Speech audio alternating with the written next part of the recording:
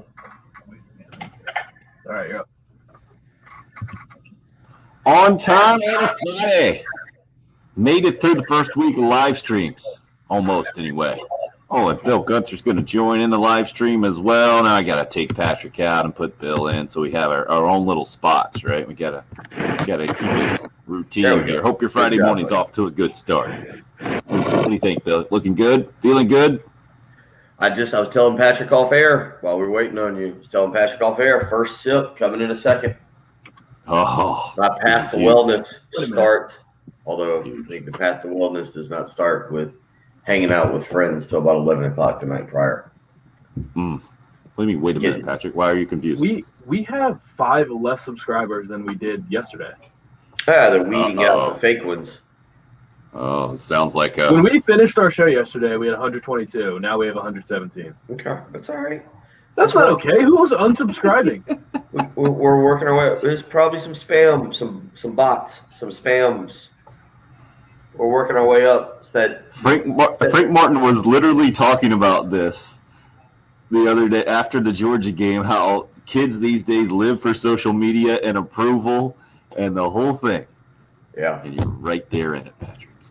Right there in it. I feel like it has something to do probably with GameStop and AMC and all those. I feel like it's that Dave Portnoy yelling at people. It's just everybody's upset. I downloaded Robinhood 2 days ago. Oh boy! Immediately deleted it. Really? Yeah. Are you kidding me? They hate freedom. I will never support Robinhood. Oh dear Lord! Patrick's coming in strong. That's it. We'll have an off-air. If you want to tune in for the financial segment of it, you need to get on the Facebook link or the YouTube link this morning. Subscribe, as Patrick said. Subscribe 107.5, no dot 107.5 the game. Subscribe. We'll have some financial discussion about Robinhood and everything this morning. That'll be the off-air conversation because there's sports stuff to discuss, and here it is. First sip. It's not bad. I'll be honest. It's not. I'm learning. I'm learning. This is day 4. I think I started on Tuesday. First Friday. Of no coffee creamer. And if you remember one of the very first shows we ever did on July 5th or July 6th of 2017, it's a big step for me, right, Tim? Vanilla Cupcake was your original nickname on the show. That was your first coffee creamer, I think, that you used on the show. I do. I remember that. I remember the cup I used. I do even remember the color of the coffee, and it was milkshake-esque, and in an effort to be healthier. So we've gone to all black coffee. I read some health benefits of it, of going without coffee creamer, and so we've made the effort this week. And the first sip, coffee for wellness, sip 2. Now this is straight from Phil Mickelson, so it does have a sports implication. I watched a little golf last night myself. Did you? What did you think? I'm excited. And by the way, we'll get into a bunch of newsy stuff yesterday. Obviously, some football recruiting stuff and Gamecock women's. We missed the biggest news yesterday. We missed it. What did we miss? Dave Martell back in the portal. No, we talked about that. Said Patrick. We had that the day before. Oh, we did that game companion last night. That's where you missed it, Patrick. 2 nights ago. It doesn't count if it wasn't on the show. 2 nights ago. Oh, you gotta really keep up with the times, man. Well, if I didn't hear, then the chances are most people listening didn't hear. Okay, so fair enough. I do think that we should be going after him with all of our might. Okay, you know how electric that would be. We got that to discuss. We got that. So there's newsy stuff. But yeah, the coffee for wellness. It's not bad. I'm content. 2 sips in. I like what I'm doing here. You guys are gonna see 2021. It's gonna be. I might chase that underwear model theory or idea that I've been denying for the last 2.5 years, 3 years. Doesn't coffee for wellness just promote calf strength? Isn't it a calf thing? It's not just calf strength. I'm not just going to be hitting bombs with the driver now. I'm going to have to lower. I've got a 10.5 degree driver. I'm going to have to lower to a 9 degree, I think. But Mickelson played yesterday. I enjoyed it. Farmers Open, man. Rory, Mickelson, Spieth, Schauffele. The PGA. When the PGA starts playing like that, when you get the big names, Tim, that's when I start to feel like it's spring. That's when I start to feel like you got the good stuff going on. I feel like we're turning the corner to better weather, to happier times. So it was enjoyable. That was a lot of what I did yesterday, was sitting down and watching the Farmers Open. I think it was the Farmers Insurance Open, but the Farmers Open yesterday at Torrey Pines, which is where they'll have the U.S. Open this year. They were talking a lot about that yesterday, changing fairways a tad, and my guy Patrick Reed, 8 under yesterday. He'll tee off at 140. My guy. It's tied for the lead with Alex Noren. Got it. This is one obscure shot. I didn't watch very much, but I did see one obscure shot. Schauffele was in the same group as who are we talking about here? He was in there with Jordan Spieth, yep. Right? And Mickelson. They had a good group. And Mickelson, right? This is a short par 4, so both Schauffele and Mickelson are like maybe 40 yards off the green or something, and it's an odd lie kind of on the hill and in the rough. And Spieth's already on the green, so he might have been somewhere in the mix as well. But he's probably 15 feet away. And Schauffele hits a shot, and it smashes Spieth's ball, and Schauffele's ball goes jumping off the green as well. And so I bring this up only because of the NFL game we were watching the other day with the Browns, and they screwed it all up, and it wasn't T. Higgins, but it was the other Higgins that reached the ball out and fumbled it out of the end zone. Right, so the defense gets the ball at the 20, and we're all saying, "Oh, what a dumb rule!" Right? This one seems really dumb to me too, because now when your ball gets hit by someone else's ball, you get to go back and just basically put it where you think it was. Mm-hmm. That's all. Spieth walk up and he's like, "What do you think, guys? Somewhere over here?" He just puts it down. It seems like the strangest thing ever. Now, you probably shouldn't be penalized if another ball hits your ball. I get the spirit of the rule. Why? But the execution is so weird. Yeah. Did you understand? I've never seen. So you obviously were watching the same time I was, because so Schauffele's ball. You're right. So you saw it, right? Hit behind you. I was watching it in real time. I wasn't watching it late last night on the replay or any highlights. What Tim's talking about, Schauffele and Mickelson actually were in about the same spot on a hill, as Tim said, about 40 yards away. Schauffele hit a flop shot, and Spieth was probably, what do you think, Tim, about 7-8 feet away from the cup, maybe a little less. And Schauffele's ball hit kind of behind. It hit the ball, but it hit behind Spieth's ball and Schauffele's ball shot across the green and into the rough on the far side of the green. And Spieth's ball, I guess the way it hit it, Tim, Spieth's ball, what do you think, rolled about 7-8 feet kind of back behind. It didn't go that far. That was what was surprising to me, is Spieth's ball didn't go that far. And you're right, Schauffele's ball shot across the green, off of the green, into the rough. And then, matter of fact, he hit a bad chip coming back across the green. It was the next shot after his second bad chip that I've never seen, where he did the 90-degree rule. He pulled out. I didn't even stick with it. I didn't even finish the hole. He pulled out 2 clubs. He pulled out his driver, and he had a tee. I've never seen the 90-degree rule, and I meant to look that up last night. I was kind of tied up. I've never seen that. He created a triangle there and moved his ball, I guess, to the right, the length of his driver, and that was what he was going to putt. They were kind of talking about it at the time. But, Farmers Open, just some numbers from that yesterday.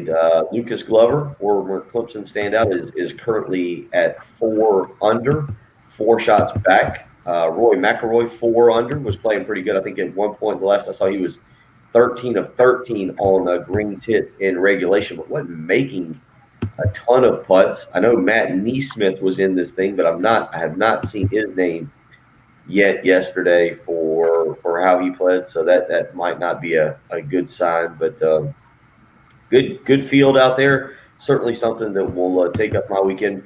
My man, Coffee for Wellness, Phil Mickelson, is at 1 under. He'll tee off at 1:30 today. Brooks Koepka, Tim, still looks physically big, but looks like he's put on weight. You agree with that? I thought like a few years ago he was known for being in great shape. Did you see kind of his?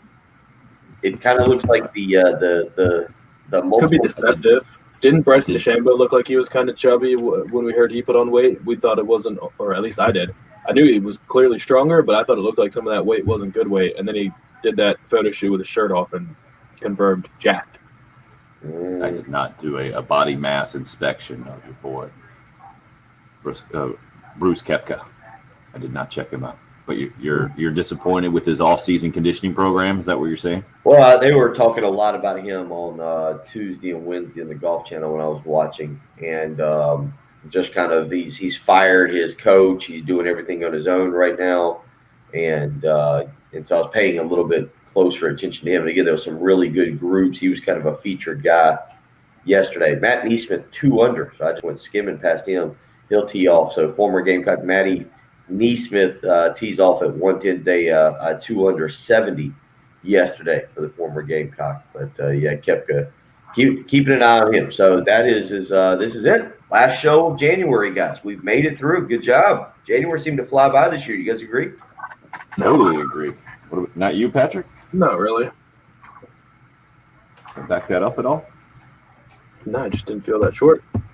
It's just a feeling. I don't know what to say. Timothy and Wanda saying hi on the live stream. Good morning to you. See you on the Cool Care Heating and Air text line, 803-404-6100. Apparently, Raj didn't like the beginning of the show. Your approval rating is dropping, and that's why we lost subscribers. He's saying. Oh, gotcha. And what about password? Can you translate that one too from Newberry Chris? The Bitcoin guy. Who lost No. his password and had to type it in. He got an update. Whatever happened to that guy? Gotcha. No update. He still goes to sleep every night and just thinks about it. He's still sitting on 2. Yeah. He's still sitting on 2. Yeah, I think he's on his second to last chance. Yeah, Stefan Thomas is his name. So we did not begin with Gamecock women's basketball last night because they absolutely blasted Mississippi State in Stark Vegas. Aaliyah Boston only scored 6 points. A couple of other starters, only 6 points. And Carolina wins by 23.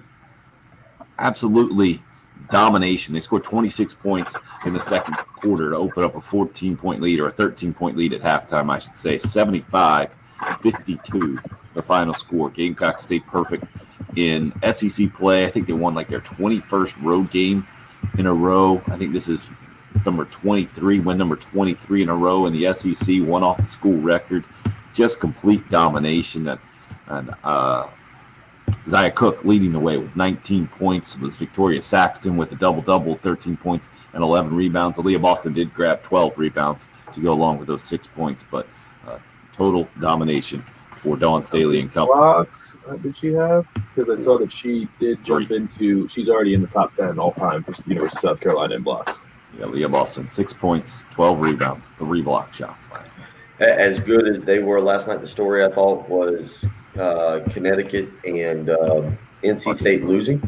Right, Arkansas beats Connecticut, and NC State, the only team that beat the Gamecocks, they lose to Virginia Tech. I guess they're without their post player, and Virginia Tech taking advantage last night, winning in overtime up in Blacksburg. So number 2, NC State was ranked number 2 in the country. UConn was ranked number 3 in the country. They both go down. Carolina sitting there at number 4, and it was number 1 Louisville, no problem, I think, over North Carolina in women's basketball last night. Men's basketball, the Gamecock go to Nashville, take on Vandy tomorrow. We'll talk about that as we continue to roll on this morning. Plenty to get into as usual from a sports perspective. Bill, you were talking about a little recruiting news there. As the resident recruiting nerd, what would you like to let people know this morning? Well, I got some messages about it, and so I'm guessing people discussed a little bit. Former Gamecock commitment, 2022 quarterback Gunnar Stockton has a new home, and I don't know if people are going to be upset about his new home or are going to laugh and say, "Ha ha ha! You didn't get what you want," to another school. Did you see where Gunnar Stockton committed yesterday? I think people will be happier. You think? Everybody, I think, saw the news that he is committed now to Georgia. It was a little bit surprising that it wasn't Auburn and Mike Bobo, as the connection was there. But I guess I saw your social media tweet that it had come down to Carolina and Georgia. And so it makes sense when you decommit from South Carolina because of that relationship with Mike Bobo that he ends up signing up with Georgia. Yeah, I don't like everybody taking the stance of, well, they've signed 3 5-star quarterbacks. I don't know who the third 5-star quarterback is. Everybody was saying that yesterday. I know Brock Vandergriff. Is JT Daniels who they're considering the third guy? Patrick, do you know? I don't know. And speaking of that, it was Jamie Newman talking for the first time yesterday at the Senior Bowl about why he opted out, mentioned COVID issues, especially in his family. Yeah. Go ahead. Well, it's that he's also looked the best of any quarterback at the Senior Bowl is what the buzz has been. So his stock might be pretty high. But he's going to get grilled hard by that excuse isn't going to fly for the coaches when they're interviewing him. They're going to grill him pretty hard. He said all 32 teams already asking him about it. Sounds like we need then a draft segment to get an update on where he stands. But I'm with you. I think you talk about Gunnar Stockton yesterday, the quarterback situation at Georgia, what it means, and then just are you okay with it? Like, did you have such animosity toward Mike Bobo that in a way, while Gunnar Stockton going to Georgia means you could face him multiple times at Georgia, do you laugh and say, ha, ha, ha, ha, ha, take that, Auburn, take that, a lot of money to Mike Bobo, and you don't get your quarterback? And by the way, are you not surprised? Am I not surprised? Because I do recall you saying that you've never in maybe the history of covering recruiting seen one player linked to one coach as strongly as Gunnar Stockton is to Mike Bobo. There is a little bit a small level of, I guess when it happened, it made sense because it came down to South Carolina and Georgia. And I know how hard it is to pull a kid that wants to go to Georgia or that is considering Georgia out of the state of Georgia. And in another way, I think I'm more surprised how quickly it happened. Does that make sense? If he'd have waited, like, say, to mid-season and kind of watched how things evolved, or if he'd have committed to Auburn and then switched, but to do it within a month, Patrick, I think the time frame is more of the surprise because it's kind of like, it's, to me, what it comes across as, he never even considered Auburn. Like, it was kind of almost respectful of him to decommit and then wait, I think, about 3 weeks? Is that maybe what it was? 3.5 weeks? Right. And then commit to Georgia. To me, it comes across as, I legitimately wonder, and I read some articles on it yesterday, that Georgia stayed after him, that Todd Monken, the brother of Jeff Monken, but the new offensive coordinator at Georgia, had stayed on him, he and Kirby Smart. It makes me wonder, what if he flipped to Georgia in the end, even if Mike Bobo and Will Muschamp were still coaching at South Carolina next year, which would have absolutely just driven people insane if you'd have ended up keeping Muschamp and Bobo and still lost Gunnar Stockton, because certainly that was kind of the point for keeping Mike Bobo for a lot of people, right? Like, right. The majority of people, I'd say you either were really disgruntled with the hire. If you were okay with it, the majority of people that were okay with it were like, well, the only reason I'm good with it is we're keeping him to get Gunnar Stockton. And I kind of think he might have flipped now in the end regardless. So in a way, I'm surprised. In a way, I'm not. Anything to this being a few days before Wednesday's National Signing Day? Do you think Georgia said, hey, help us out a little bit? We're trying to get some guys here at the last minute to help you out. We could use the timing of this thing right now.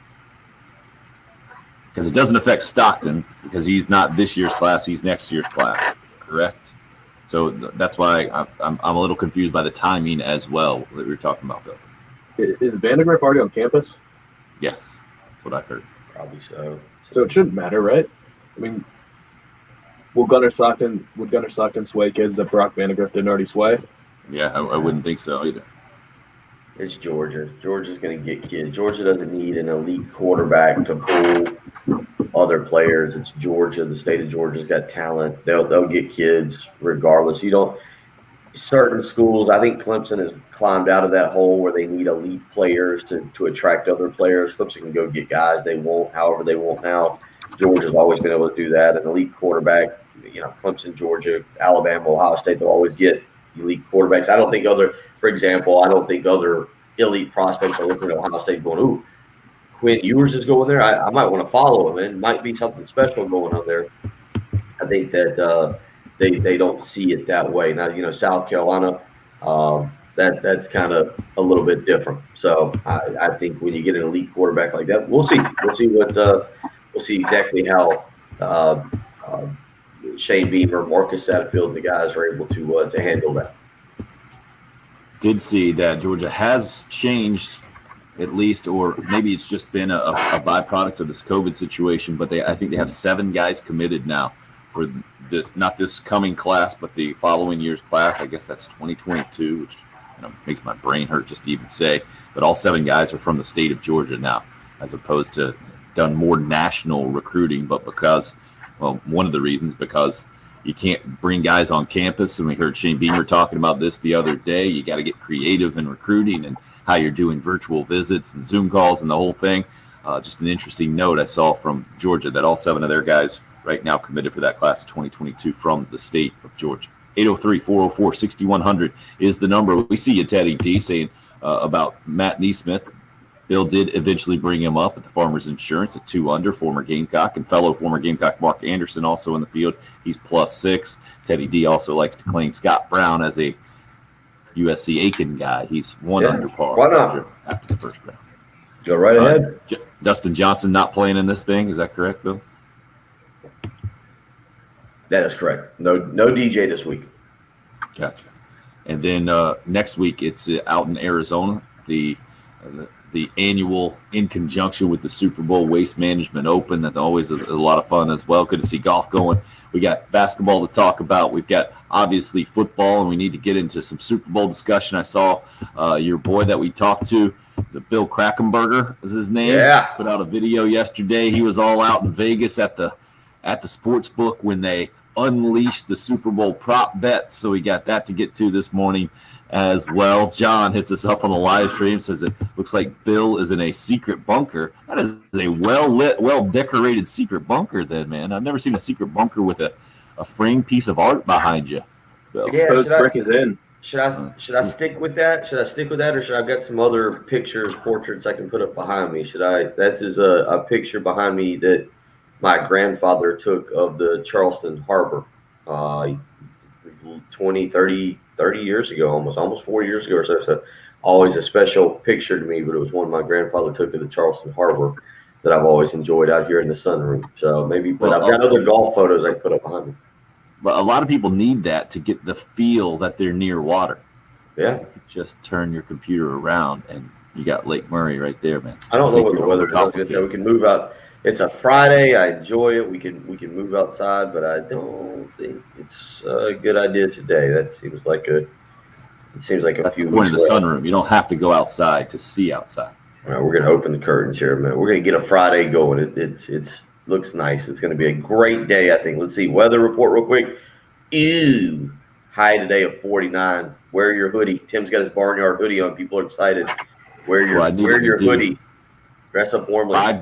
5 days of live streams, 5 days of hoodies today. I needed to celebrate accordingly or dress accordingly. Patrick's got his winter hat on in the Herndon Chevrolet Studios, holding it down in downtown Columbia, producing, filling in for Jen Jensen. You might have seen her social media post yesterday. She is taking care of her mom up in Illinois, and we certainly wish Jen and her mom all the best and looking forward to having her back next week. 803-404-6100, again, the number into the program. Carlton, we saw that you're missing your best friend who you lost to liver disease yesterday. Certainly our thoughts and prayers with you and his family. Chris Regan, his name, big Gamecocks fan. We're going to try to get everybody in the best mood possible this morning. We're here for you. If you need to talk it out, you want to text us, that same number, 803-404-6100. Love to have you on the live stream as well, both Facebook and YouTube. It's the early game. It's 107.5 The Game.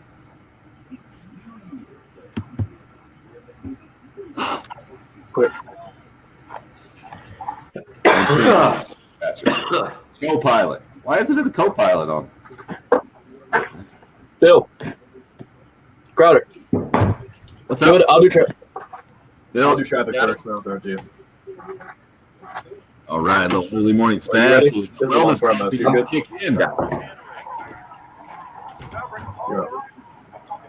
Oh, what an exciting morning. Lots of sports to talk about. Brand new coffee to continue to tell you about. So many things to be excited about, including saving money on your mortgage payment. How do you do that? Yeah. Well, interest rates really low. Lowest all time right now. It's a phenomenal time if you're thinking about refinancing.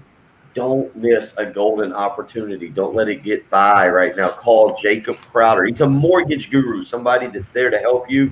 803-719-1005. You can email him the letter J, Crowder, CROWDER at firstpalmetto.com. Again, that email, the letter J, Crowder, CROWDER at firstpalmetto.com. Again, that phone number, 803-719-1005. Maybe you're thinking about buying a new home in the very near future. It's a great opportunity. It's a great time. You don't need to wait. It's amazing how much home you can get for how little amount you need to pay. Jacob and I were talking about it just a few weeks ago. He was telling me it's an incredible time for people looking to buy. The housing market's hot. Prices are reasonable. You can get in there. You can save money. Don't wait around. Pick up a new home. Go out or refinance today. 803-719-1005 or email the letter J, Crowder, CROWDER at firstpalmetto.com. He is the mortgage guru, Jacob Crowder, with First Palmetto Bank.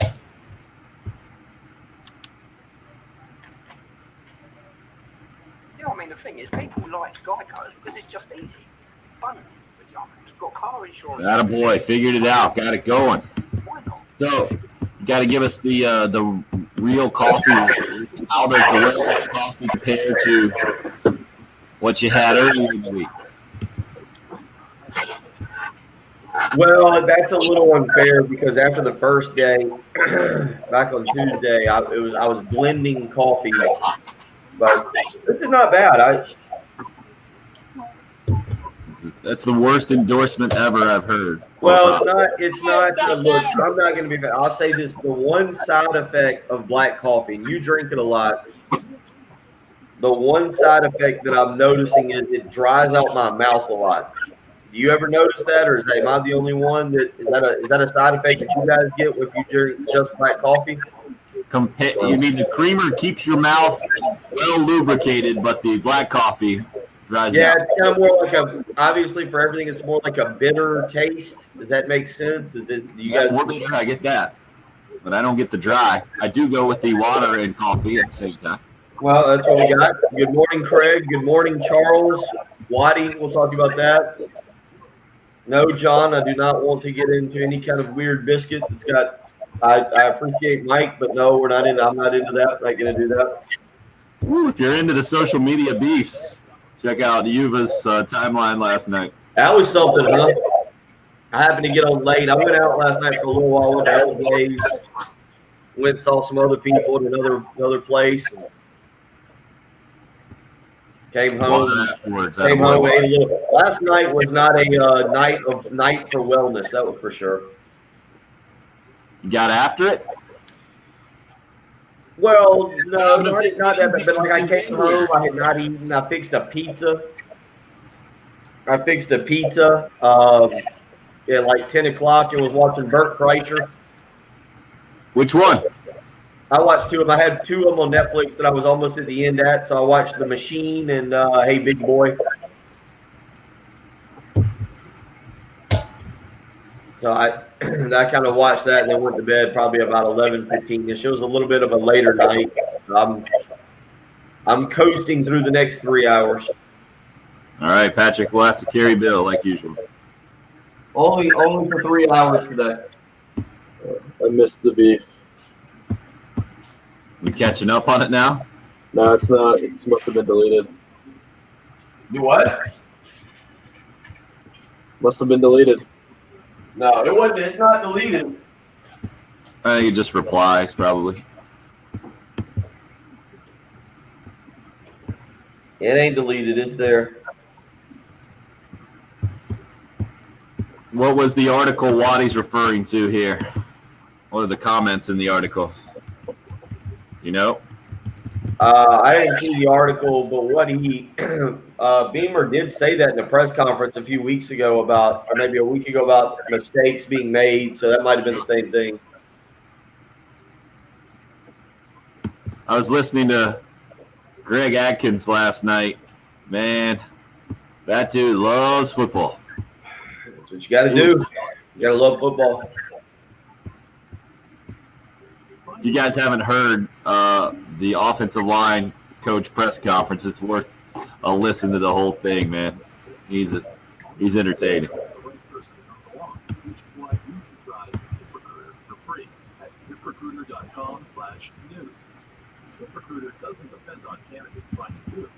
See, Pat Marco's also done, announced his retirement. Yeah, we can get into that. So what is Dogecoin? Does anybody know? No clue. Dogecoin. I didn't even know if that was misspelled or what. What is it then, Patrick? There's not enough time. Doge is a meme. It's a fake cryptocurrency that actually it's just proving that the stock market is fake. Because Doge is a meme. Okay. If you Google Doge, I'm sure you've seen him before. I got out of AMC yesterday. Just no need for the risk.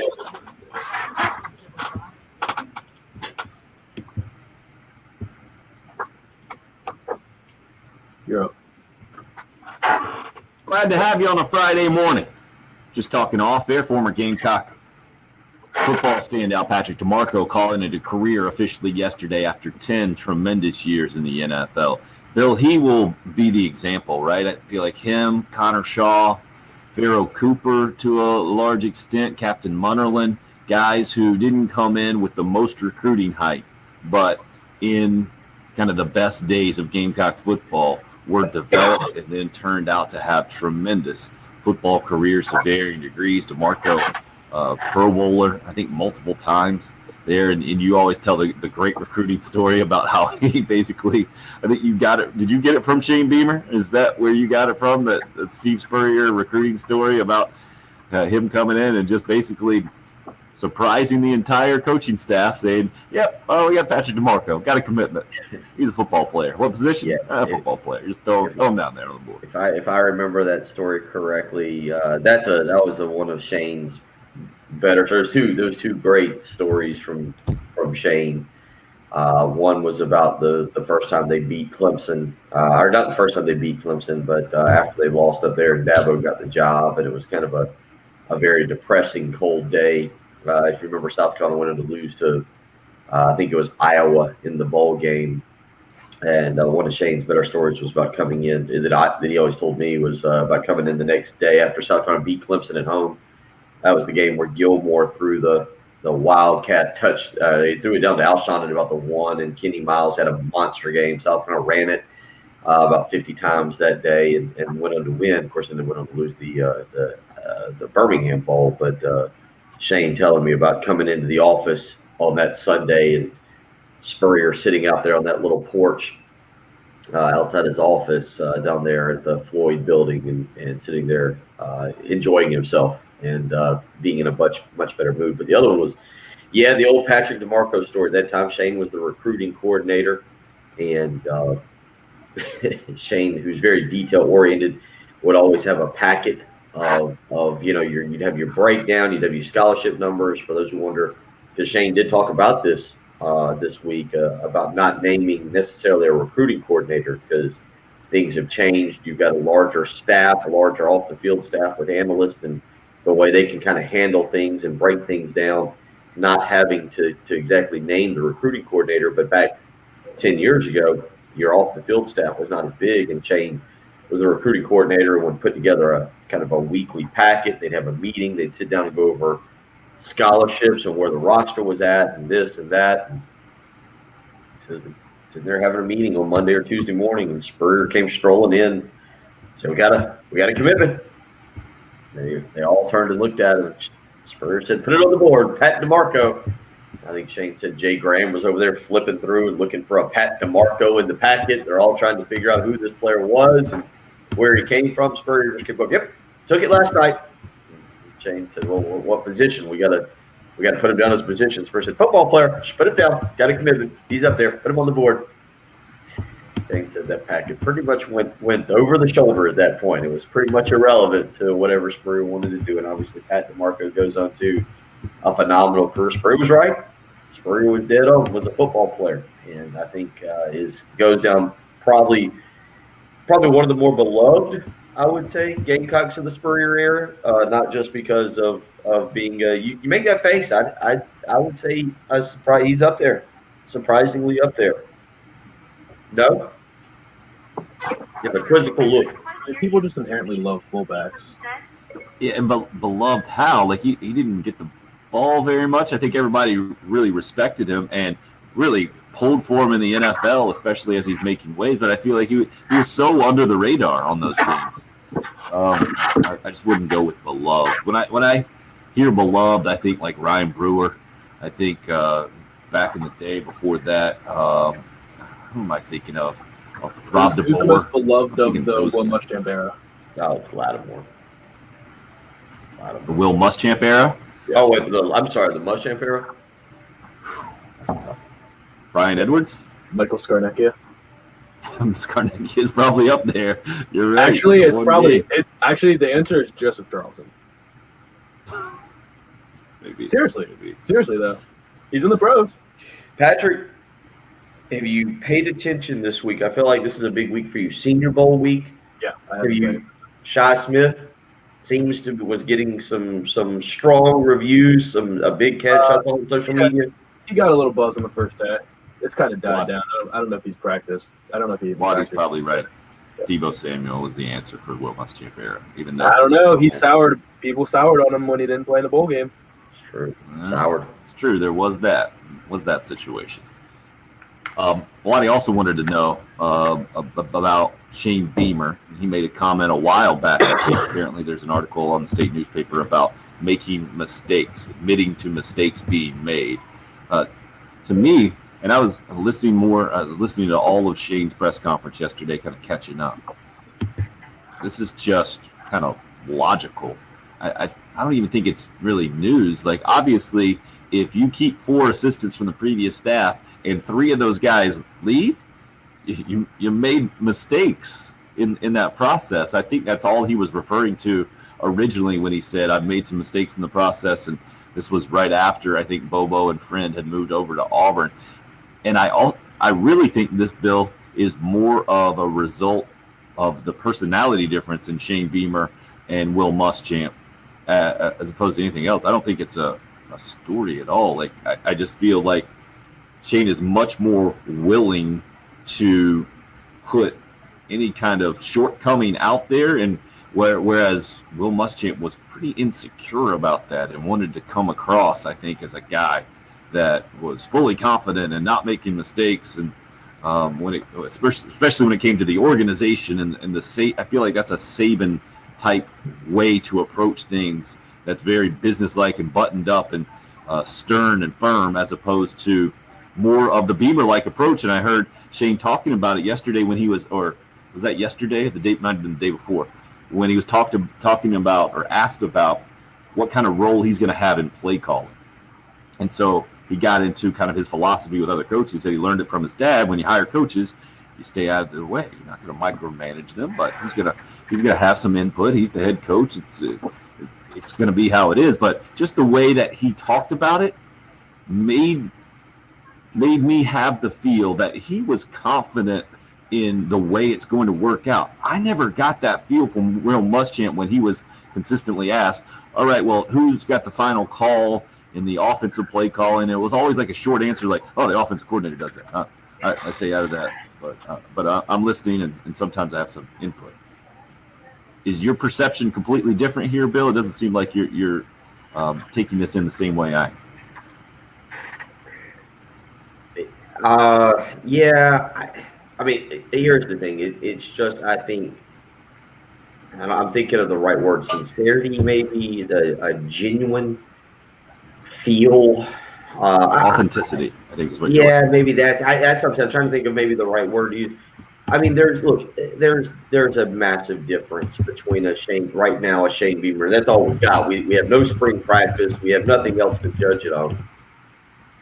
But there is a different feel for the way Shane Beamer is doing things in January and what I'm sure will be February and March before he starts spring practice, and how Will Muschamp does. And it's such a 180 that I think we sit back and go, oh, this is refreshing. This is better. I like this. You know, it's pretty much anything he does, whether it's admitting a mistake or having press conferences. I mean, correct me if I'm wrong. I don't ever remember. I guess maybe, I mean, Muschamp never hired another defensive coordinator. It was Travaris Robinson the entire time. I guess I vaguely remember offensive coordinator. As soon as he would hire someone, he would have maybe Bobo do a press conference. Maybe Brian McClendon did a press conference to announce the hiring.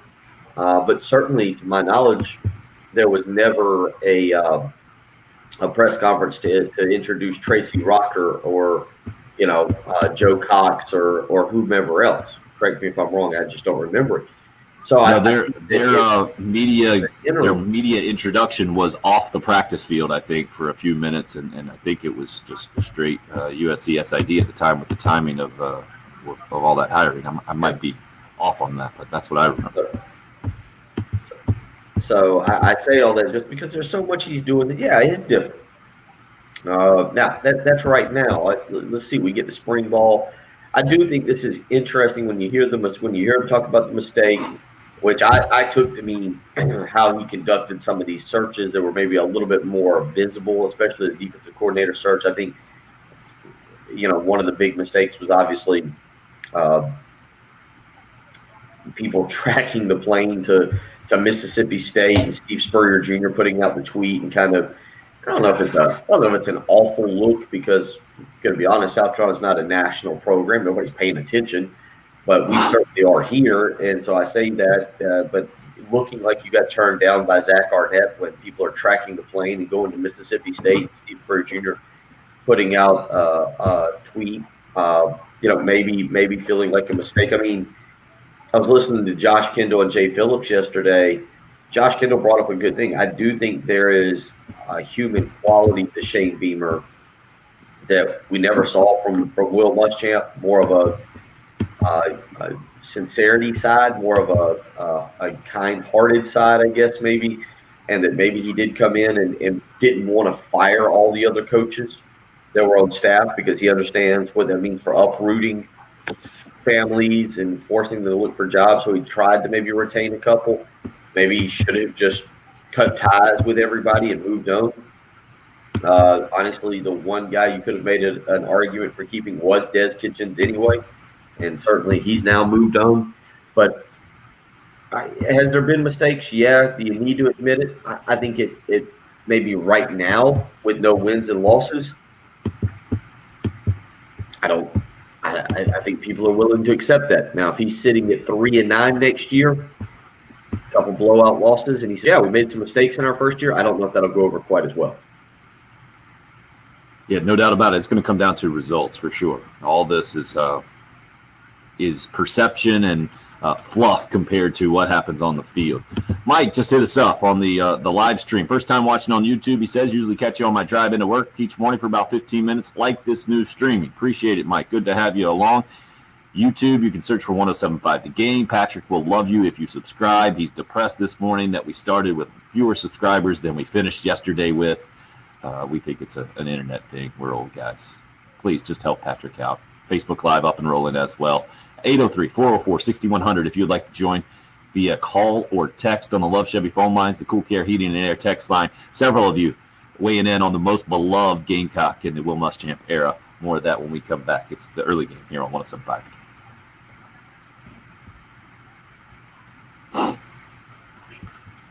I love watching Patrick get mad at me for not taking a break faster. That is fun.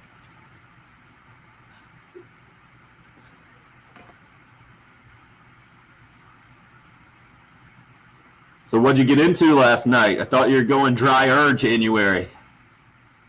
Well, I did. I didn't go out Tuesday or Wednesday. Impressive. Had the final basketball practice of the year. Have you tried to teach your kids? And I think you should. Are you done, or do you have another practice or two? We're done. So we started playing knockout. I taught them the game knockout. We did that with my 5- and 6-year-old team. It was a blast. Yeah. And it took a minute. Austin about took one to the face. You know, and I had to yell out and be like, dude, you got to pay attention, man. Part of the game. You got to watch 2 balls. It's tough. But, yeah, we did. He won. We played 3 games last night. But we did some drills. Say, you know, we play our final game tomorrow morning. We did some drills, and I let them scrimmage 4-on-4 on the side goals, go sideways, back and forth. And you do drills with the 8 to 10-year-olds, and then you want them to kind of utilize it in the scrimmage, and it's just buffalo ball with it. One kid takes a basketball to the nose, and another one takes a head to the back of the, you know, to the lips. I'm just sitting there like, dude, if we practice anything, it looks like the first practice of the year. It's discouraging. I've been there. Need to talk to a coaching expert like Patrick and get some tips there. Craig, Shy Smith is fine, by the way. He practiced all 3 days. Attaboy, Patrick. Patrick doesn't have time for our coaching discussion. He's got to get into some NFL stuff. I was searching for you there, Craig. I didn't see anything about him walking off with the trainer. We need to get Patrick's hot take on Deshaun Watson. Do we consider it finally demanding a trade or Officially officially? requesting, not demanding, officially requesting, I think is how it was worded. Yeah, we definitely need to talk about that moving forward.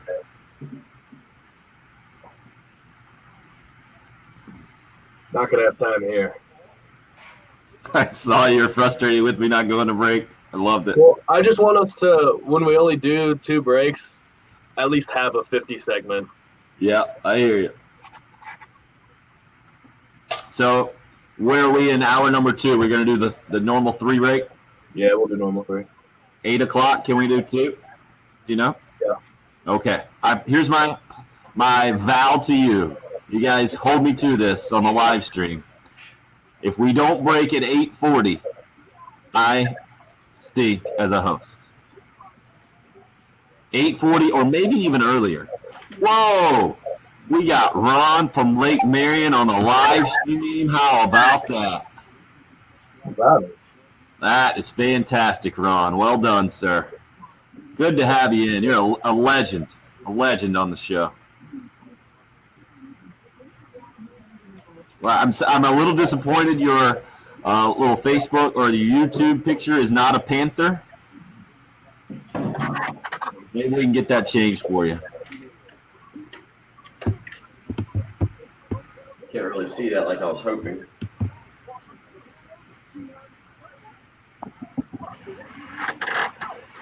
Oh, our bitter texter's in there. 6:52 this morning. Fantastic. His last text last night, 6:34. Until you do something we're talking about last night, then shut up. Yeah, that guy. And then this one is, wow, some of the things that comes out of your mouth to make yourself feel better about this whole process is going. Juxtapose that with a guy yesterday that says you guys need to be replaced because you predicted South Carolina to lose any games next year. Damon. That was our boy Damon. Loved it. Our first live stream troll. Loved it. We're back. Extra minute, yes? Yeah, we're already in it.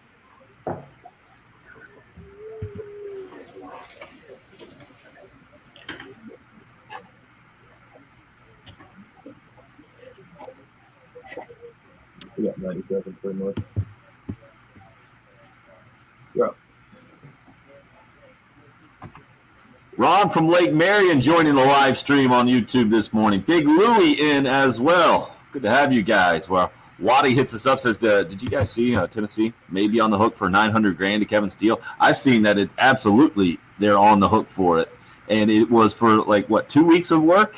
He was there for 2 weeks? Is that how it's going to end up? No, they haven't let him go. I think this is what they're saying. It doesn't appear that Josh Heupel is. It's not a foregone conclusion he's going to keep him. And basically, I think that this is part of like, oh, wait a minute, if he doesn't keep him, what exactly just happened? We hired a guy for literally no reason. You think Kevin Steele looked for real estate in Knoxville, or just got like an extended stay hotel room and chilling out? That'd be great if he's just bunking with a buddy. Or the head coach probably has a couch in his office, the empty head coach's office. He's probably just been sleeping in there, to be honest. He's in Fulmer's old office. That's who hired him, right? On his way out the door. He's like, hey, come on in. It is Tennessee is an interesting situation. Talked about most beloved Gamecock in the Will Muschamp era. It was Javon Kinlaw before he started tweeting, an anonymous texter says. Another one goes with Brian Edwards, the most beloved. And then this came up because of Patrick DeMarco, who anonymous texter says, a true Gamecock that was built the right way and could give that extra push as we roll into hour number 2.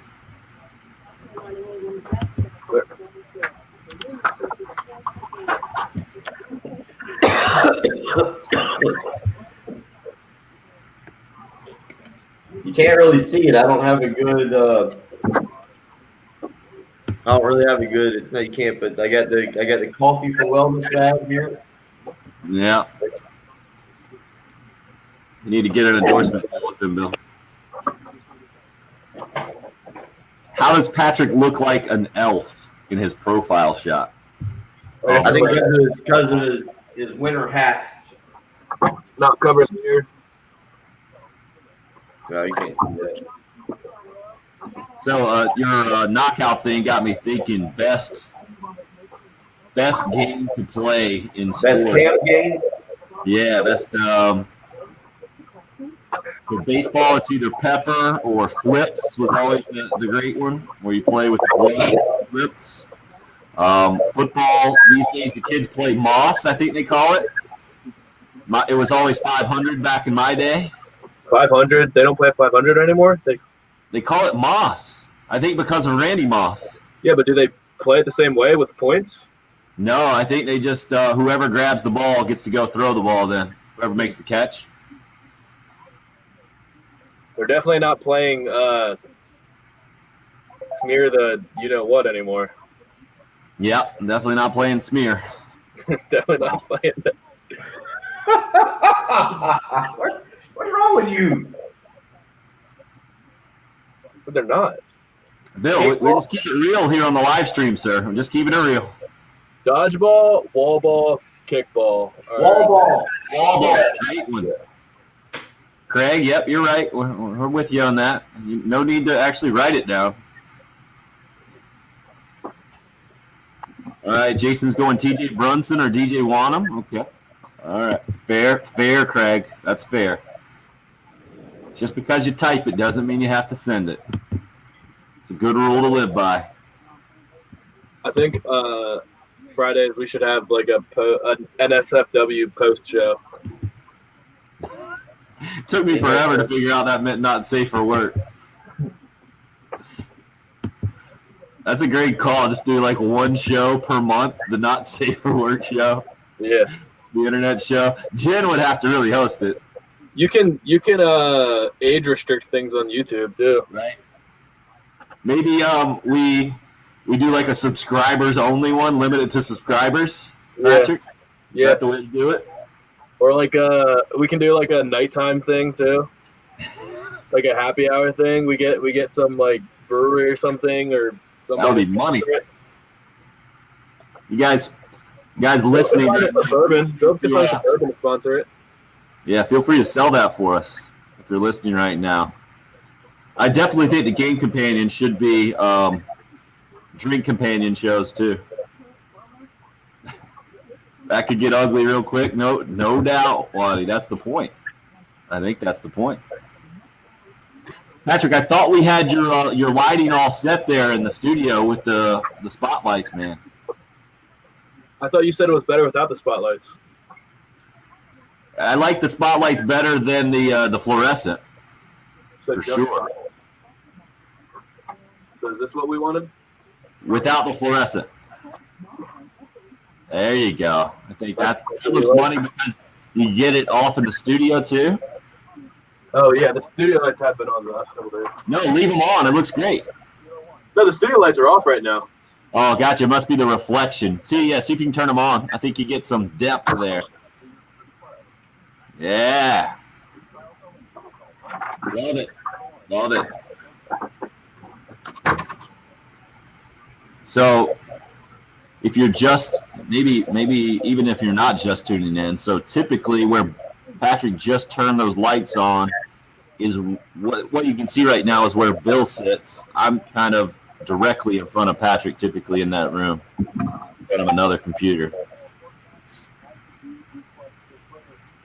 Bill, you think you're ever going to get into going back to the studio? No, I think we've talked about it. If we did an afternoon show, I would be a lot more open to it, getting out of the house. But I mean, to be honest with you, for all of us, I think Patrick lives the closest. But being able to get up at 5:40, at 5:45, and throw on some clothes and roll downstairs and just do it from here, I think is always the easiest way, or to me is more enjoyable. I mean, certainly I like sitting around with y'all, but being able to do this through this, see you guys and talk to you guys off air as we do. Wait, we talk off air when we're all sitting in the same room as each other. That's what I'm saying. To talk off air, to be able to continue to have conversation like we do when we're in the same room. Does that make sense? That's what I'm saying. To be able to talk off air, Yeah. it would be different if we didn't have this video, and when we went off air, it's just that I'm just sitting here staring at the TV or I'm by myself. But being able to cut up with y'all off air and makes it easier to. I don't need to be sitting there with Tim to have an off air conversation, or be sitting there with you and do that kind of stuff. Show's not as good though. Why?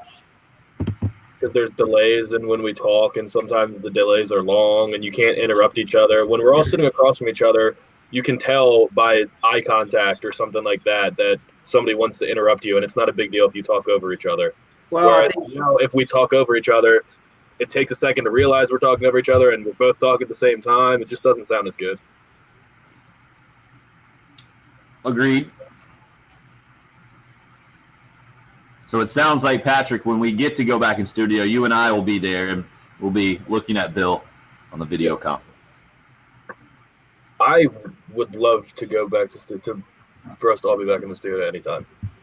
Yeah, that's what Craig's asking. Do you can see it changing for good. I could see it, but I wouldn't put my money on that being the way. I think we'll probably end up doing it. At least my plan would be to do it a couple of times a week in person. Maybe the other times do it like this. Bill's engrossed in something then. Yeah. Oh, I see a dog. There we go. We got the intro music where Bill just keeps giving his gas baggy hot take right at the end of the show. That's the problem with what are people who Morning, aren't? Raphael. Yeah, Patrick. Yeah, well, Patrick's got to go to the. Morning, Jason. You're up. Friday is here. Bill has his new wellness Phil Mickelson coffee for wellness, or whatever they're calling it. And he has given the worst endorsement I've ever heard someone give. This is like my 5-year-old who only eats chicken nuggets. That's all he eats. And when we try to give him other food, if he's something that he thought he would like, he's like, yeah, it's not bad with the first 2 bites, and then after that he won't eat it again. And you said, hey Bill, how was the coffee? It's not bad. Well, but again, Tim, it's an adjustment. I mean, I'm not gonna trick people. I'm not gonna lie. I'm authentic. I'm authentic, buddy. What you see is what you get. I was trying to think of the great line from Planes, Trains, and Automobiles with John Candy. John Candy. What is it? I'll have to go back and look. People like me. You know what I'm talking about, where Steve Martin reams him out? He goes on the speech. No clue. You know, Let's see if I can look it up. Planes, trains, and Saw it one automobiles. time. What's my favorite? Oh, it's one of your favorites. No, it was not one of my favorites. I could be No, a I cold-hearted know it's cynic like you. That's it. Yep. There you go. Patrick's with me on that. It is the classic Thanksgiving movie. If I don't watch Planes, Trains, and Automobiles on Thanksgiving, it's just not the same. It's kind of like Christmas Story at Christmas. Yeah, you want me to? I'm not a black coffee drinker. I don't. This is new. This is a foray into a new lifestyle, and I already feel this morning weller. There's more wellness in my life just in 1 hour, Tim. I hopped out of bed this morning, excited to try it. It's not a bad tasting coffee for it being a black coffee for not putting creamer in it. But you can't overnight undo 5 years of. Yes, you can. You can just overnight. Yeah, you can. I used to put cream in my coffee, and then we didn't have it at the studio one day. Yeah. I drank my coffee black, and I have never put creamer back in my coffee ever again. Why do I need to man up, Mike? I'm confused. Because you don't want to wake up early and go to the studio. Oh, is that? Yeah, that was an off-air conversation. I don't mind waking up early. It's confused here. It's not. No, I forgot. I didn't understand what he's saying. It's not that I don't mind waking up. The waking up early, I've adjusted to that. I actually enjoy it. Like on weekends. Tim, what's the latest you think? Patrick's young. What's the latest you think? Of course, Tim's got 3 children younger than I do. My kids have figured out how to get downstairs and get some mini bites or get some fruit in the morning without harassing dad on the weekend. But I mean, the latest I can get to is 9 o'clock. If I sleep to 9 o'clock, I have. Huh? Yeah, the latest I'm allowed to get to would be like 8 these days. Yeah, but I like getting up early. It's just there's a lot of things with. We were talking about off air. You can join us on the live stream. You go to the YouTube live 1075. No dot, right, Patrick? Or just 1075. The 107, 1075. Okay, yeah, No comma. no comment. Yeah, You 1075. got 12 subscribers in the first hour. That's Good good. job, people. Patrick's We're back getting those on. subscribers back. Yeah. All right, we'll keep going into Bill's personal eating and drinking habits later. I wanted to get to this comment on the Cool Care Heating and Air text line. We didn't even touch on it in hour number 1. Jess, morning, sirs. Just wanted to hear your opinions on Deshaun Watson officially requesting a trade from the Houston Texans. Jess continues, says, heard he wants to be in Charlotte, but as a Carolina Panthers fans, I will not get my hopes up. Knowing my luck, he become a Saint or Falcons quarterback. Thanks, guys. Jess.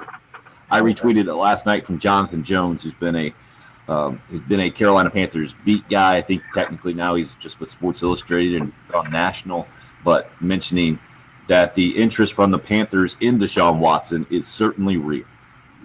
What do you guys think about the possibility, the likelihood that Deshaun Watson ends up a Carolina Panther, and how this thing has all gone down with the Houston Texans yesterday? The news coming out now officially requesting a trade there and has a no trade clause, so he's going to be able to basically pick where he ends up. Patrick, you're the NFL guy. Why don't you go first? I think that there's a 50% chance he's going to stay in Houston, even though he's requested the trade. I'm not ready to say with certainty that he's going to end up getting traded, just because when you look at the major trades that were made in Houston the last 2 years, one resulted in them not having the number 3 pick this year, and they're also their second round pick this year. That's the Laramie Tunsil trade. And also trading DeAndre Hopkins, who was the best receiver in football, arguably, at the time, for nothing. They can't trade Deshaun Watson and not get fair value for him. And fair value for a top 5 quarterback in the league is absolutely ridiculous right now. 4 ones is not fair value for Deshaun Watson. He's worth more than that, especially if they're not going to be all top 10, top 5 picks. I mean, one of the picks, if you want fair value, needs to be someone in the top 10 right now. So the Panthers are in play there.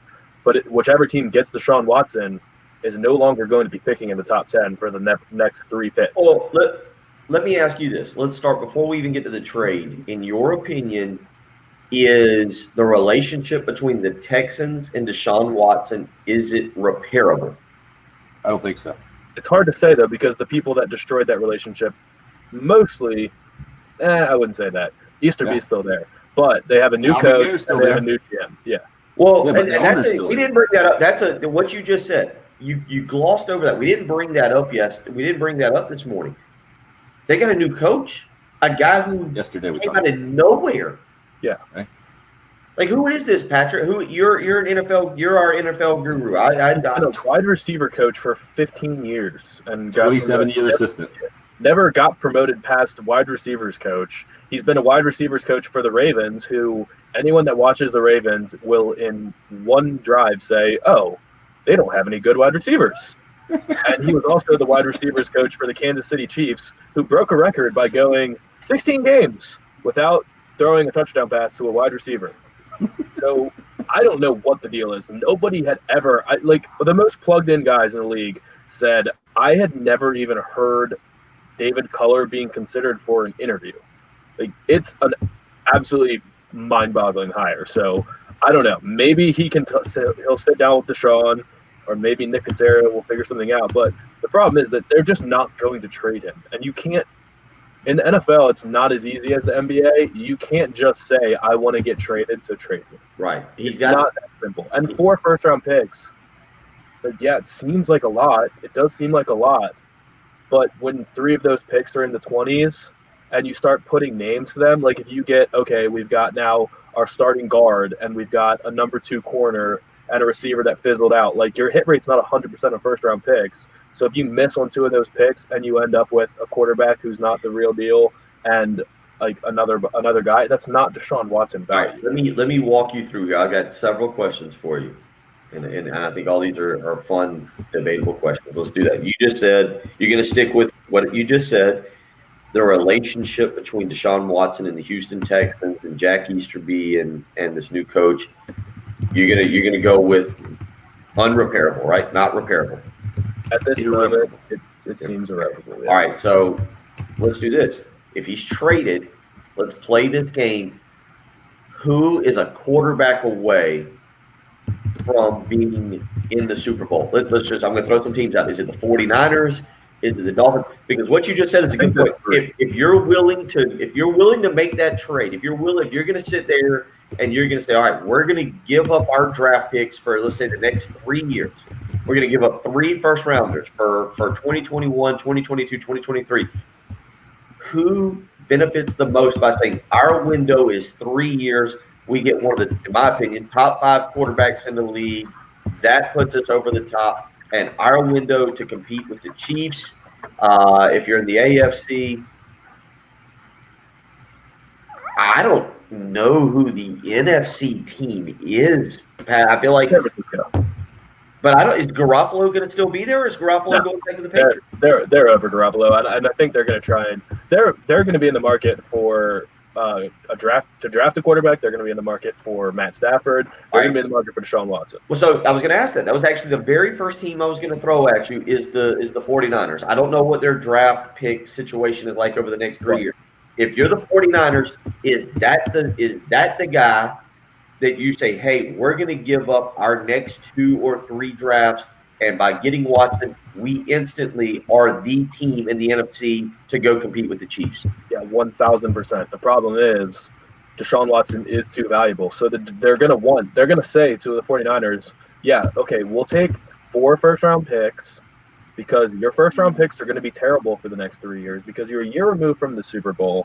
The only reason you're picking in the top 15 this year is because you had a million different quarterbacks this year. If you have Deshaun Watson, you're going to be a contender each year. So they're going to say, we want 4 picks and we want Nick Bosa.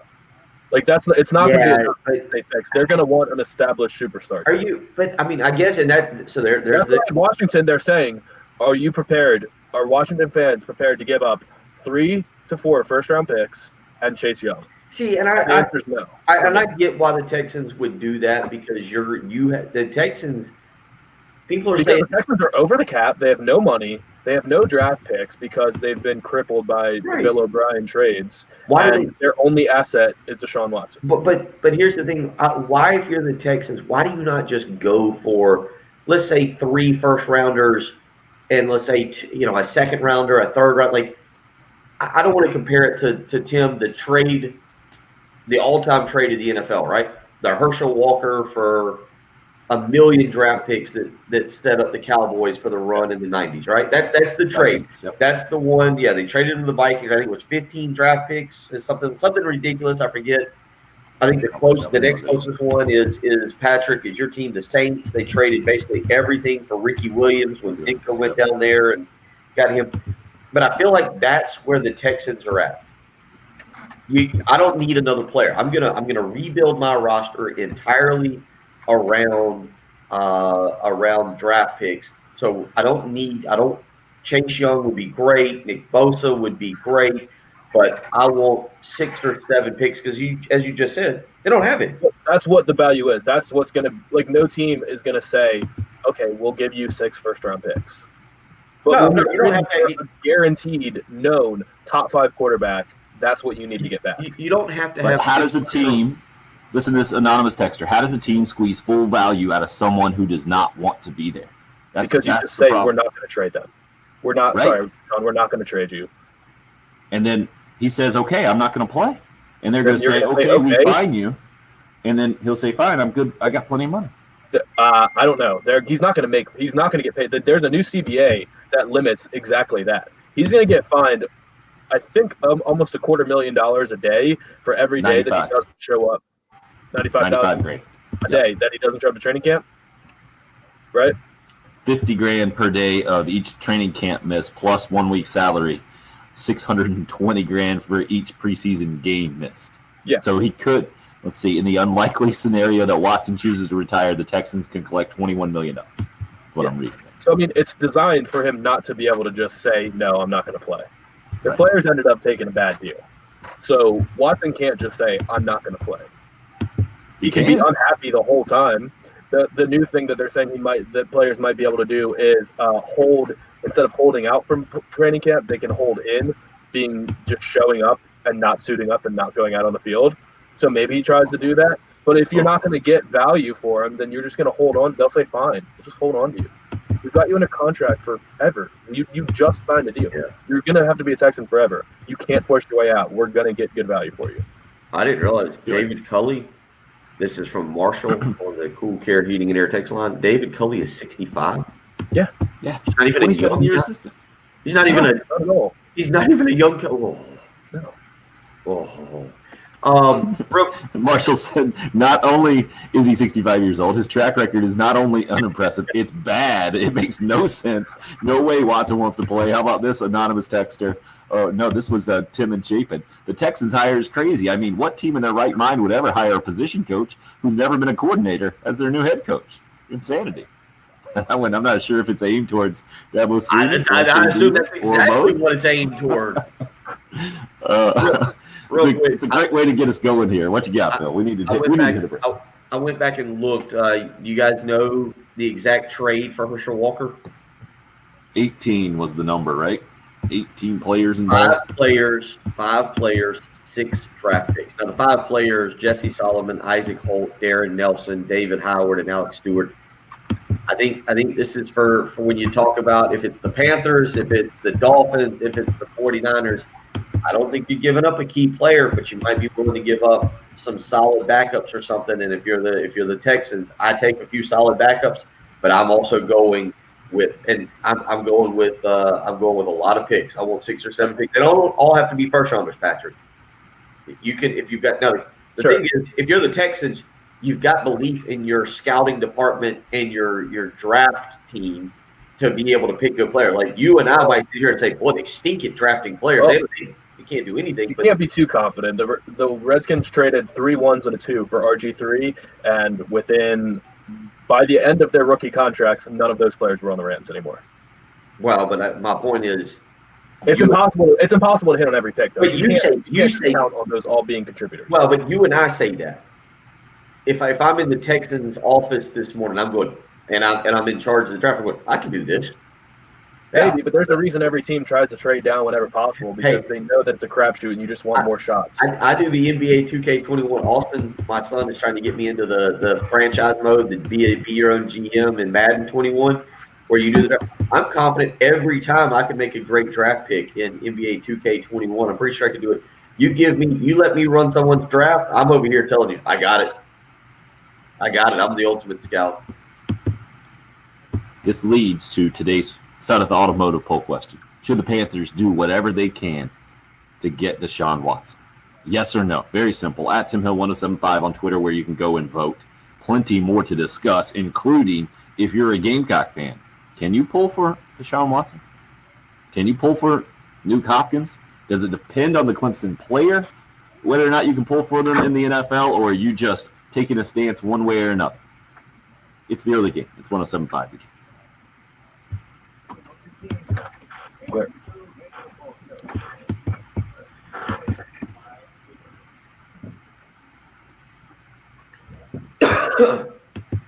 Oh, that was fun. Not easy to get to a commercial break. I think that's the most energetic we've seen Patrick all week. NFL discussion. Yep, it's all been built up at him. He was getting mad at me for not getting to break in the first hour, and now he's going to talk all hour number 2. Yeah, he was sending you messages. We'll combine all the breaks. We'll just have one break this hour. Keep going. Keep going. All kind of questions about Watson on the live stream here. Yes, I believe Watson will have plenty of stones there. Waddy, I disagree. You give up the draft picks because you know you can win right now. You're not building for the future. You're playing. You're playing for what? What do you think, Patrick? A 4-year window, 3-year window? More. What's the typical window in the NFL? I mean, the Chiefs have defied that with the way they structured their salary cap and those contracts. But I mean, their window's still. What do you think the Chiefs' window is? 4 years?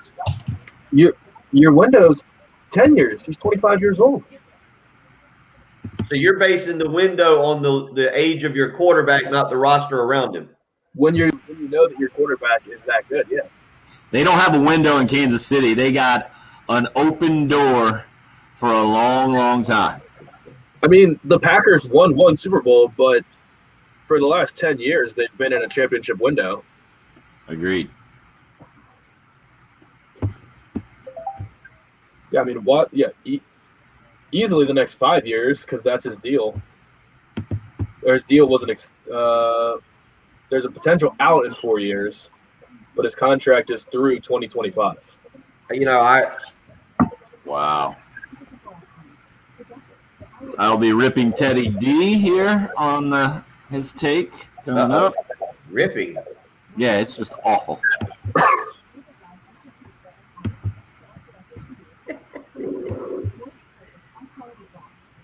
Just awful. I think most people feel like Jason. And what do you agree with Patrick on here? The yikes.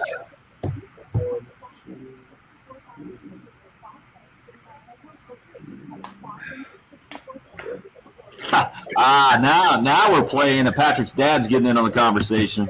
Oh, Harry. We haven't even talked about this either, but yeah, that's what they're gonna want. Nobody's willing to give up Chase Young. We love him too much.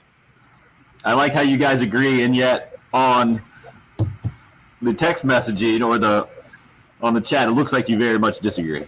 That's basically how it's rolled now, isn't it? No, I agree with them. Chase Young's not going anywhere, but that's what the Texans want. If they were willing to take a defensive tackle, then yeah, I'll give it to them. Montez Sweat's more realistic because that's what people are talking about. Would you give up 3 ones in Montez Sweat? And people are still like, oh, I don't know. Here's the thing about the Redskins doing that. That doesn't make you. Would you agree? That doesn't make the Redskins a contender. They're not a Super Bowl. Deshaun Watson? Yeah, they're not. Deshaun Watson makes us a contender. Really? Yeah. If Deshaun Watson's not on the Texans are probably the worst team in football. Ah. And they still lost a lot of close games this year just because of him. The Redskins would get Deshaun Watson, they'd pick up one receiver, and they'd immediately be in contention for the NFC. It's a great point Craig brings up. If Patrick's big carrot, what is Patrick's dad? He's going with the senior carrot? Okay, but he's not Carrot Jr.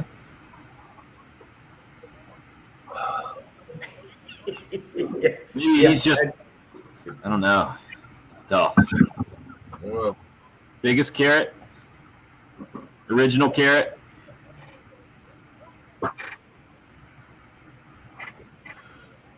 So, Bill, we're still taking all 3 breaks in this hour. We're combining them in the next hour. So it'll have to be a relatively short segment here. Sounds good. Well, good timing because we're coming back. Oh, GameStop's going down again. 329. Oh, no, back up. 330, 333, 330. No, Craig, not Carrot Top. Craig will be suspended from me showing his comments for. I got to give him a 10-minute suspension for that one. Yeah, I liked Portnoy yesterday. Portnoy and Elon Musk. Yep. The voice of the millennials. Who are you here? Are you Jason or are you Teddy? I asked before the break. If you're a Gamecock fan, can you pull for Deshaun Watson? Do you want him on your NFL team? Jason hits us up on the live stream this morning. Jason A., old buddy from ABC Columbia. I'm a Dolphins fan and a Gamecocks fan / Clemson hater. I'd love to have Watson. I got to believe most people are like Jason right now. I can't believe that most people – I know there are some like Teddy as well. Here's Teddy's text via the Cool Care Heating and Air text line. That's 803-404-6100. Deshaun Watson is a typical tater, whining over not being able to pick the next coach. All taters stink. Play football. That's your job. If we used to have the take of the week. If we had worst take of the week, I would give that one to Teddy. No, that to me says a lot more. That says a lot more about Teddy than it does about Deshaun Watson. I can in a way understand. Look, it's a rivalry. I don't agree with Teddy's take. I think the question then, you flip the question to Tad and you say, all right, that's cool. Is it possible, or who is if you're a Clemson fan, who is the South Carolina player? If you're a South Carolina fan, who is the Clemson player that you respected the most? You don't have to like any of the players. I think we've done this a little bit before, and Marcus Lattimore is the name from the Clemson perspective, and I thought Deshaun Watson was the name. I think Deshaun Watson is the name for Gamecock fans, isn't it, Patrick? It's Deshaun. It's DeAndre Hopkins. I don't know why you would ever not respect either of those guys. Well, there's a difference between respect and then admit to you secretly like or admire them. Maybe admire is the best word. Yeah, both of them. They're gone now. If Deshaun Watson was traded to Washington, I'd get his jersey tomorrow. But you have more NFL fandom than I think most people around here. You grew up as an NFL guy, and then it's college second. Around here, it's the opposite. Let me ask this. Let's put it in terms a lot of people can understand. Tim, you'll understand this too. Austin, my son, one of his best friends, his best friend's father is Jeff Berge. Jeff's a good guy. He grew up in New York. Jeff, to my knowledge, grew up in New York. I could be wrong, but he's a Buffalo Bills fan. So Jeff's son, Beckham, Austin's best friend, the 2 8-year-olds, Beckham is a huge Buffalo Bills fan. Austin doesn't have a tie to an NFL team. There's no connection. I'm not a Panthers fan. I'm kind of a quasi Dolphins fan, but I haven't really passed that on to him. So Austin's kind of a free agent. He's just out there. He loves the NFL. He loves sports. Somehow, some way, he's become a Cardinals fan. An Arizona Cardinals. I have zero understanding of how this has occurred. Okay? Kingsbury's pad. That's exactly what I was going to say. Yeah, I have no. It's to the point now. He'll be talking to me. He'll be like, "We." That's his. He'll we the Arizona Cardinals. Dad, I can't believe we did this. I can't believe we did that. I'm like, and he's 8. I'm not going to be like, son, you've never been past Georgia. I don't know where the Cardinals like. It's a bird with red uniforms. Yeah, I don't know how you would put, but all right, whatever. So I say this because he wants a DeAndre Hopkins Arizona Cardinals jersey. How would you feel? A lot of you listeners, how would you feel about your son or daughter wanting a rival players, in this case Hopkins, being a Clemson fan, NFL jersey? Because Austin also wanted initially a T. Higgins jersey. You got to get him a Kyler Murray jersey or a Joe Burrow jersey. I think that might be why he likes the Cardinals, by the way. I think my sons like the Cardinals too, because Kyler Murray looks tiny when he's out there playing at quarterback compared to the rest of the NFL players. I think kids identify with him.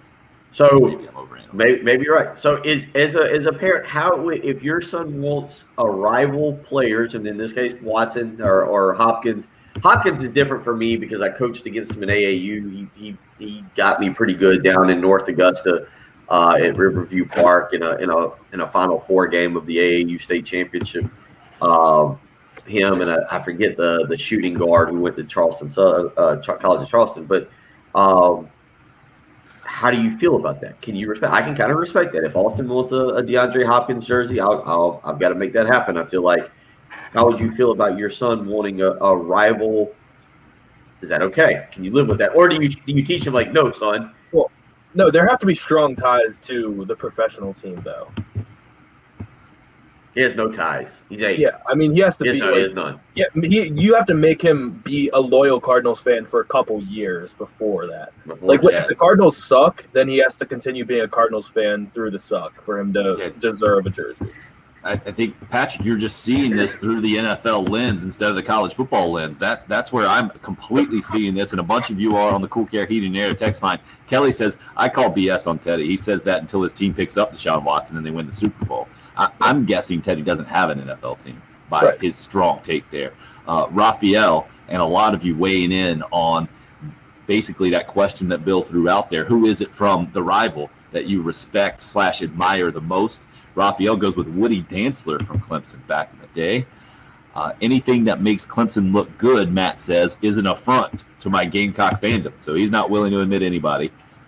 Gamecock fan, by the way, Will B says, I'd open Deshaun Watson. I'd take him with open arms if he came to the Carolina Panthers. The Panthers need to break the bank for Watson. And that's the poll question today.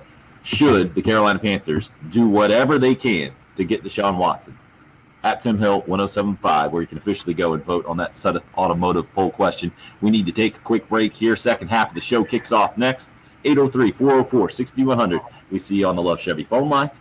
You can also text that same number on the Cool Care Heating and Air text line. It's the early game. It's 1075 again. Clear. All right, 0 risk.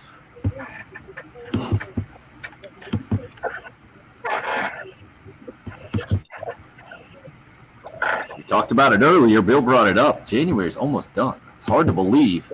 2021, though, it's reality. It's not new anymore, but it is different. And if you need some help getting your house to feel like it did when it was new, or getting that nice, fresh, clean feel, I recommend you get Zero Res out to your house. They've come out to my house a couple of times. Done a great job cleaning my carpets, cleaned an area rug in my living room, cleaned the tiles, freshened them up in both the bathroom and the kitchen, impressed my wife with the results. That's not easy to do. With me, it made me feel good having Zero Res out to the house. Bill mentioned I got 3 little kids under the age of 8. Well, there are no harsh chemicals involved in the patented cleaning process. It uses powered water, not soap. So there's also no soapy residue left behind. That's why my carpets have stayed cleaner longer at my home. You can get them out to your home or your business if you're in charge of a business. The commercial cleaning division over there at Zero Res, working day and night all over the Midlands, making sure business is clean and sanitized, following all the CDC guidelines in the process. And right now, you can get a great deal. 3 rooms of carpet cleaned, only $109 at Zero Res. Give them a call today, 803-262-4020. Check them out online, ZeroResColumbia.com. It's Zero Res. Spell it backwards or forwards. It's the right way to clean. Clear.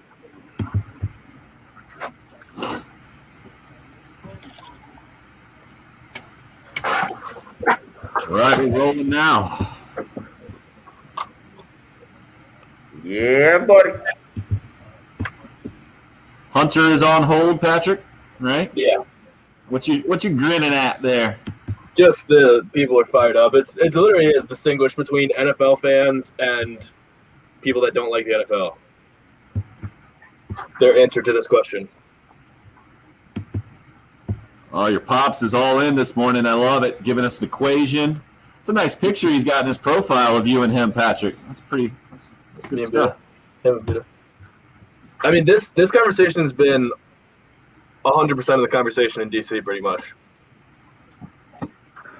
I'm guessing that as well. I think there's a good chance if either of these things happen, it'll happen next week because the Senior Bowl is happening right now, and since there's no combine, all the GMs are there, and the combine is usually where everybody talks and they're talks in the back rooms, has the illegal conversations that they're not supposed to have. Right. So I think that's all being done this week. It's a good line from Jason. I'll put that one on the air for sure. Yeah, it was back-to-back pretty good ones. Shot. Yeah. Cullen, good morning, sir. I'm still trying to figure out how to get the picture on the show that you sent us. I think, actually, I know how to do it now that I'm saying that out loud. Let's see here. So I do it right here. Yeah, this is the easy way to do it. So all I had to do was say it out loud. Let's get Cullen's picture that he sent in a little early on. If I can figure out how to do it here, push a few buttons. Sorry for the out loud, the stream of consciousness talking. Oh, I didn't put it in here? Dang it. So did I put it in here? This is, there we go. I think I can get it up right now. Well, at least part of it up. Actually, I'll take us out. Yeah, I don't know if we can talk while I do it. I do love when people try to There you go. make a real world comparison to sports things. I'm up. Nice. Hello.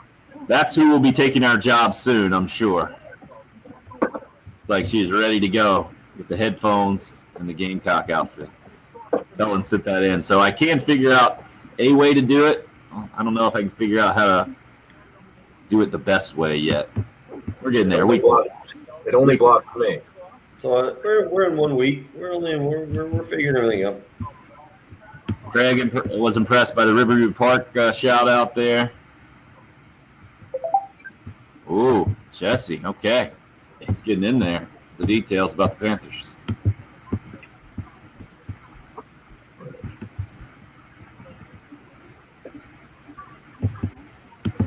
$132. We're a long way from 1,000 subscribers. What's that? We are a long way from 1,000 subscribers. What are we at? 122? 132. Yeah, wait, it's 1 Wait, you week. start the week, Patrick. We need other shows to start pulling their weight in terms of pulling subscribers. Attaboy, just call out everybody. Flamethrower to everyone. I thought this was an us thing, not other shows. No, it's a everybody thing. Back, you're up. Just the raw conversation this morning. 803-404-6100. Deshaun Watson is a crybaby, not a man. From an anonymous texter on the Cool Care Heating and Air text line. Just bringing it strong this morning. I know that texter. Very proud of him or herself. All right. Chaz, so we're asking you, because of the Deshaun Watson deal, right? Officially requesting a trade from the Houston Texans yesterday, especially from a Gamecock fan perspective. Can you pull for a Clemson guy in the NFL? Maybe it depends on how much you follow the NFL, how much you feel like you have a team and affiliation, the whole deal. Bill has a situation with his 8-year-old where he wants a Nuke Hopkins jersey from the Arizona Cardinals somehow. Who waited? Anthony says Austin needs to be punished accordingly. They literally, the Texans said they gave away Nuke Hopkins for nothing, so there's no telling what they would do in this situation with Deshaun Watson. That's part of it for sure. What were you going to say, Bill? Well, I don't want to change the subject too much from Deshaun Watson, but I was going to ask Patrick. So the Panthers have the 8th pick, I think. Is that right, Correct. Patrick? All right. So I saw your guy, Mel Kiper. Everybody knows Patrick aspires to be Mel Kiper. Your guy had Trey Lance, another one of your guys, as the Panthers pick at 8. And I was shocked by that. I don't know if I'm buying the Trey Lance hype. And is the general feeling that the Panthers are a quarterback away? No, but the I general don't feeling think- is they need a quarterback, though. Teddy Bridgewater ain't the guy. Is Trey Lance the guy? Do you waste the 8th pick? That's stuff that drives me crazy about drafts. Like, is Trey Lance the best player available to improve your team? I mean, also a quarterback away does kind of depend on the quarterback, but in Right. general, the teams that are quarterback away, I would say the Steelers, the Colts, the Bears, the Dolphins, New England, Washington, San Francisco, maybe Denver. So, a couple of those guys. So Cam Newton, you're not saying is a guy anymore, and Ben Roethlisberger, not good. Yeah. Actually, the Steelers president, I believe, yesterday said that if Ben wants to come back, he's going to have to take a pay cut. Yeah, and Roethlisberger That's said he fair. didn't care how much money he makes. Well, because he was set to make like $40 million or something. 41 million. Yeah. All right, let's not change the conversation. I like where we're at in the conversation. We don't have to get into a quarterback away because there are all kind of opinions floating in and some good ones as well. Jason hit us back up and says Hunter Renfrow was the guy for him that he respected as a Gamecocks fan in the Clemson uniform. He said he had a great 10-year career at Clemson. Jesse goes the other way and takes the shot. Says Taj Boyd always gave the Gamecocks a chance, so Taj Boyd was his guy. A bunch of you weighing in on the Cool Care Heating and Air text line as well with some names from the rival that you actually respected / maybe admired and you didn't want to admit. Chaz says, I always respected Taj Boyd and CJ Spiller for Clemson, but in terms of the Watson ordeal, there's so much more to it than whining about picking the coach. The dude is a baller, and I wouldn't be mad if my NFL team picked him up. I agree. I think if you have that take that he's whining, then you haven't been paying attention to Deshaun Watson or the Houston Texans. We got the Sudeth Automotive poll question rolling. Should the Panthers do whatever they can to get Deshaun Watson? Jess kind of brought this up to begin with, and he hits us up on the live stream. I think it's the same Jess. This is Jesse actually on the live stream. Don't want the Panthers to give up the farm for Watson, he says. 3 first-rounders is too much in a rebuild. Patrick, since you're the self-proclaimed NFL expert, would you agree 3 first-rounders right now for the Carolina Panthers, too much for Deshaun Watson? No, I think if you get Deshaun Watson for 3 first-rounders, you are absolutely thrilled. You won that in a landslide. Matthew Stafford might get traded for 2 first-rounders, and he's 33 and not as good as Deshaun Watson. If 3 first-rounders and no players, you won that trade by far. Donnie says, I'm a diehard Steelers and Gamecocks fans. I would also go buy a Deshaun Watson Steelers jersey right now if he's signed. Let's get out to the Love Chevy phone lines. Hunter waiting to get in at 803-404-6100 on this Deshaun Watson situation. What do you think, Hunter? Well, first of all, Bill, if your kid wants a jersey for a football team, you got to get him that jersey, man. Anything to keep him enjoying the game of football. But about the whole Deshaun Watson thing, look, I would take any good player on any team I cheer for. I don't care if it's a Clemson player in the transfer portal. I don't care if it's a Clemson player coming to the Panthers, which I cheer for the Panthers, but they're not like end all be all like the Gamecocks are. But yeah, I would cheer for Deshaun Watson if he came to the Panthers.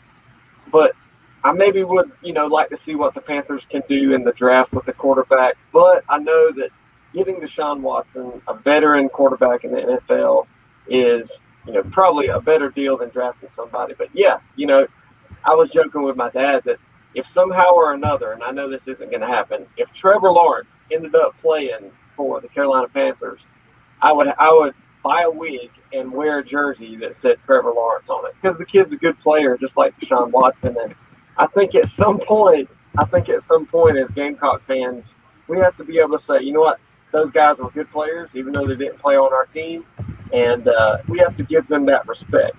But Bill, you need to go buy your kid a jersey, man. I don't care if it's for the Cardinals. Hey, Eagles, wait a second, whatever. Hunter. Do you Hunter, have kids? Yeah.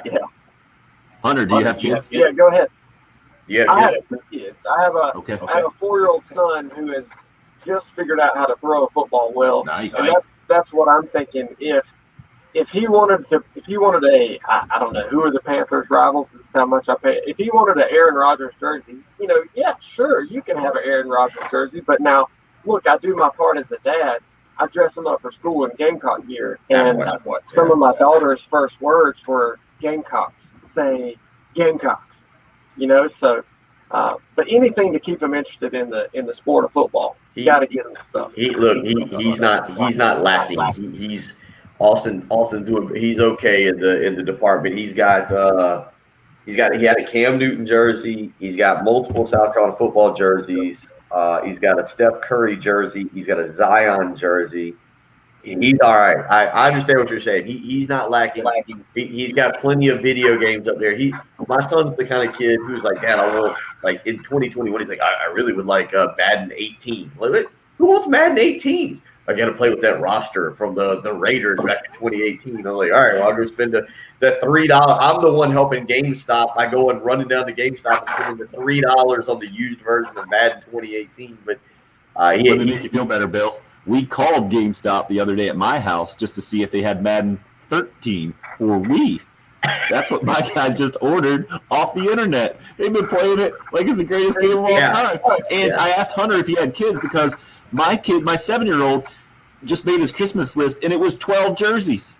It was 12 different players. I was like, man, we got them one from football and one from baseball. That's all they wanted, just a bunch of uniforms for Christmas. So impressive stuff there from Austin, and how you raise your kids. Hunter, appreciate the phone call there. Don't be a stranger on the show for sure. 803-404-6100 is the number. Brett is brutal. I don't think Brett has kids. If he does, I am worried about how he's raising his kids. Brett says, buy the jersey, the new Hopkins jersey for Austin, then burn it. Go Cox. Hopefully he's kidding. See, let me pose this real quick. There's a lot of people. Watson's different. There's a lot of people like Big Kahuna weighs in on the YouTube channel. It says, I've always respected Watson. As a Panthers fan, I would be willing to lose. Who is CMC? Christian McCaffrey. And so he goes on. I don't want to read the whole thing, but there's a lot of people saying they respect Watson. All right, flip it around. And he's not the same kind of player. But let's just say for a second, would you be happy with Ben Boulware on your team? I don't think Boulware's in the NFL. No. See, everybody loves and respects Watson. It's a different thing here. If you're a Clemson fan, would you want DJ Swearinger on your team?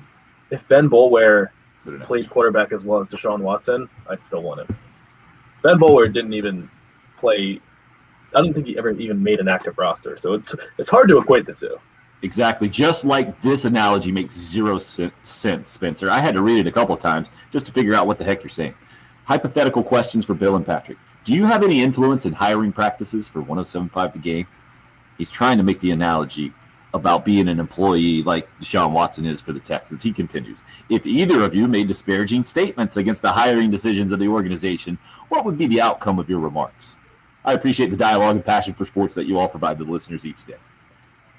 That's like saying, well, if I did that at my office, then I would never have a job. And when there's like unsportsmanlike conduct or roughing the quarterback or something, it's totally different.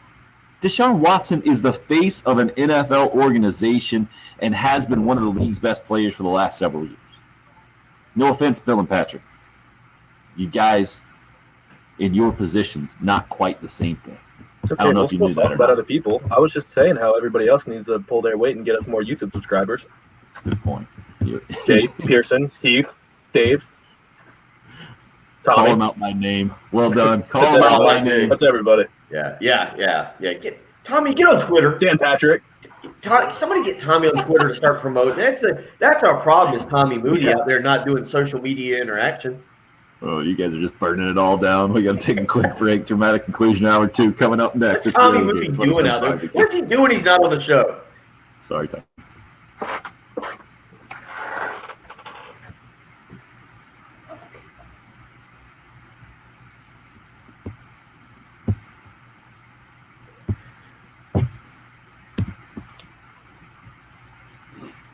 Oh, I love this. Love this conversation.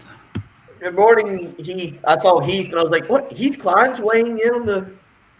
Yeah, I saw that too. Jason, well done. Way to go subscribe on YouTube. Appreciate it.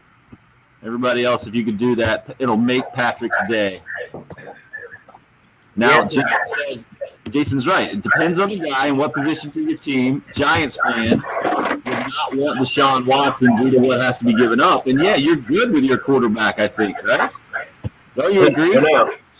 For now, you don't think Daniel Jones is going to be the guy? Oh, we got more people. Patrick's got to work. This is good. Let's see what Big Kahuna's got to say here. Whoa, be willing to give up McCaffrey? That's great. See, I think your team comes in. Well, I think the Panthers come on. It's not the same team if you give up McCaffrey. You're giving up an integral piece for a while. I don't think you can do that. Although Mike Davis was good this year. Davis was good. I mean, you would certainly gain more with Watson over Bridgewater and Davis instead of McCaffrey than the other way around right now. Wouldn't you agree? I would agree, yeah. I mean, if that's the direction you're going to go. I think McCaffrey's a special talent, but running backs like that are a dime a dozen. Now, the question is, who is Watson throwing to? Is he good enough to make those receivers look better? No, clearly not. I don't think you want to give up Christian McCaffrey when you're the Panthers right now. You got to have that guy. Watson and McCaffrey? What's that? You got to have Watson and McCaffrey? No, yeah. I mean, ideally, you give up everything else. I just think from a PR standpoint with Matt Rule right now, that would not be wise. That would be ballsy, not wise. What do you think, Patrick? Giving up Christian McCaffrey, is that an option for Matt Rule right now? I would trade Christian McCaffrey in a heartbeat, yeah. Just cutthroat. Love it. Well, Chris McCaffrey is the highest paid running back in the league. Played like 2 games this year. Right. Running backs already. I think they paid Christian McCaffrey because they needed somebody to be the face of the team and sell jerseys and keep people invested, and they were willing to bite the bullet. $15 million. At this point, I think they're willing to cut. They would be willing to cut bait especially if it got them a franchise quarterback.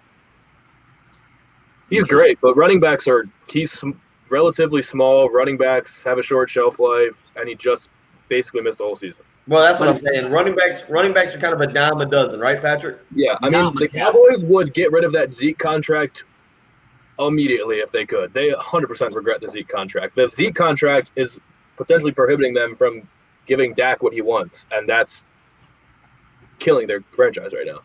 Not only that, you could probably get a decent running back in the 3rd or 4th round that you can every year. I would draft a running back in the 4th round every other year. Alvin Kamara, right? 3rd round.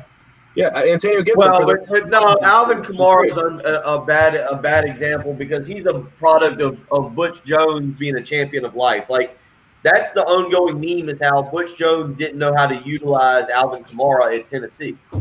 Okay, but Kareem Hunt was a 3rd-round pick. Antonio Gibson this year was a 3rd-round pick. They're out there, man. No, I'm with you. I'm with you on being able to go. I mean, and get a guy that you can use up over 3 years. Yeah. We were talking about Mike Davis. You could make probably good use of him for 2 years. Yeah, Mike Davis did really well this year. We're all saying that. Yeah. Hope is a Raiders woman? Ooh, I never saw that coming. Ooh, that's gutsy. That's a different breed. Hope from what I've always seen from you, you don't seem like a Raiders girl. The Raiders love Clemson players. They drafted Clelin Ferrell, number 4 overall, when he was expected to be a mid-to-late first round. I understand what she's got. I just didn't see. I don't see her with the face paint and the shoulder pads and the black hole. Yeah, I don't see Hope. We're back. You're up. Loving this conversation. You guys are all in here. Deshaun Watson officially requesting a trade from the Houston Texans. Clearly, his legend in the state of South Carolina started against the Gamecocks. Maybe didn't start, but was solidified almost instantly in that first game against the Gamecocks. Playing with a torn ACL, ended the 5-game losing streak for the Tigers, and then won the next couple of years, added a national championship. That helps the legend pretty good. And is just while he was doing that, to me, was a different kind of football player, a guy that it was really tough to root against, especially knowing the background of his family, his mom, and how he handled himself. To me, he is the guy that Gamecock fans should have. If you can admire and respect anyone as a player and person from your rival, Deshaun Watson, I think, embodies that. Much like Marcus Lattimore, I think, embodied that, vice versa. Can So let me ask real quick. Will we have this conversation in 4 or 5 years? Because I don't know if this is the conversation we were having about Deshaun Watson previously. Can we have this conversation about Trevor Lawrence in 4 or 5 years? I was just going to say, I think Trevor Lawrence falls in the same category. Right? I don't feel like South Carolina fans today want this conversation about Trevor Lawrence. It's kind of like, I don't know if Clemson fans wanted that conversation, even though he didn't go on to a great NFL career, about Connor Shaw when he left. No, because my thought with Trevor Lawrence was, man, I'm so glad he's out of college and I can root for the kid now. That's exactly how I felt, because he's a good kid and has done everything right. It seems like the only reason you didn't like him is because he went to Clemson. I think it's a little different because Deshaun Watson took Clemson to that next level, and they were already there when Trevor Lawrence got there. Yeah. And to win the national championship as a freshman quarterback, I think it's a little easier to build up some disdain for a guy who's just always won, like kind of I have for Tom Brady. Hour 3 coming up. Clear. Oh, that was a fun, fast hour, wasn't it? Let's see. 2 receivers over 1,000 yards this year. The Panthers did. Curtis Samuel get over 1,000 yards? Surely not, did he? Was DJ Moore? Yeah, DJ Moore had a great year. It wasn't Samuel as well, was it? Who am I leaving out? Robbie Anderson. Hope is fascinating me on the live chat. Hope says, I would love doing that. You'd love painting your face in the shoulder pads with the spikes? Is that what I'm hearing? Is that good grief? Now I feel like we got to put Hope in a live. We got to have a live stream Raiders game with Hope with face paint and shoulder pads. I don't think Bill has a real NFL team, does he? How could you say that? I don't have a real NFL team? No, Bill Morgan, sorry, who hit us up on this. No way. He says my NFL team. I don't think you have one. Because I think most people are like Travis. Travis says it doesn't matter where a guy played college when it comes to his NFL team. You're going to pull against him to pull against your team? Doesn't make any sense. Justin, that would be the worst deal for the Texans of all time. As a Cowboys fan, you give up Jerry Jones for Watson. Worst deal ever for the Texans, even if he brought all his money with him. How did I forget Nick Anderson? My bad. I need to suspend myself for that one. My bad there, Big Kahuna. Nick, let's see. Oh, no. O'Doyle rules. Anytime you can get that one in there, I'm in it. That's classic rivalry talk there. Never minded Deshaun Watson.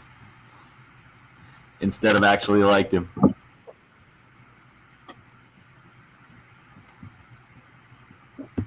Let's see who else we got in here on the live chat.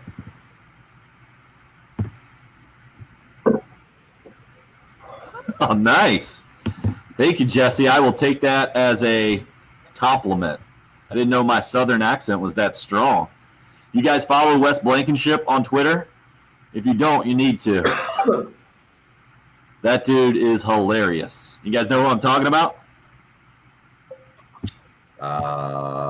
Wes Blankenship is his name.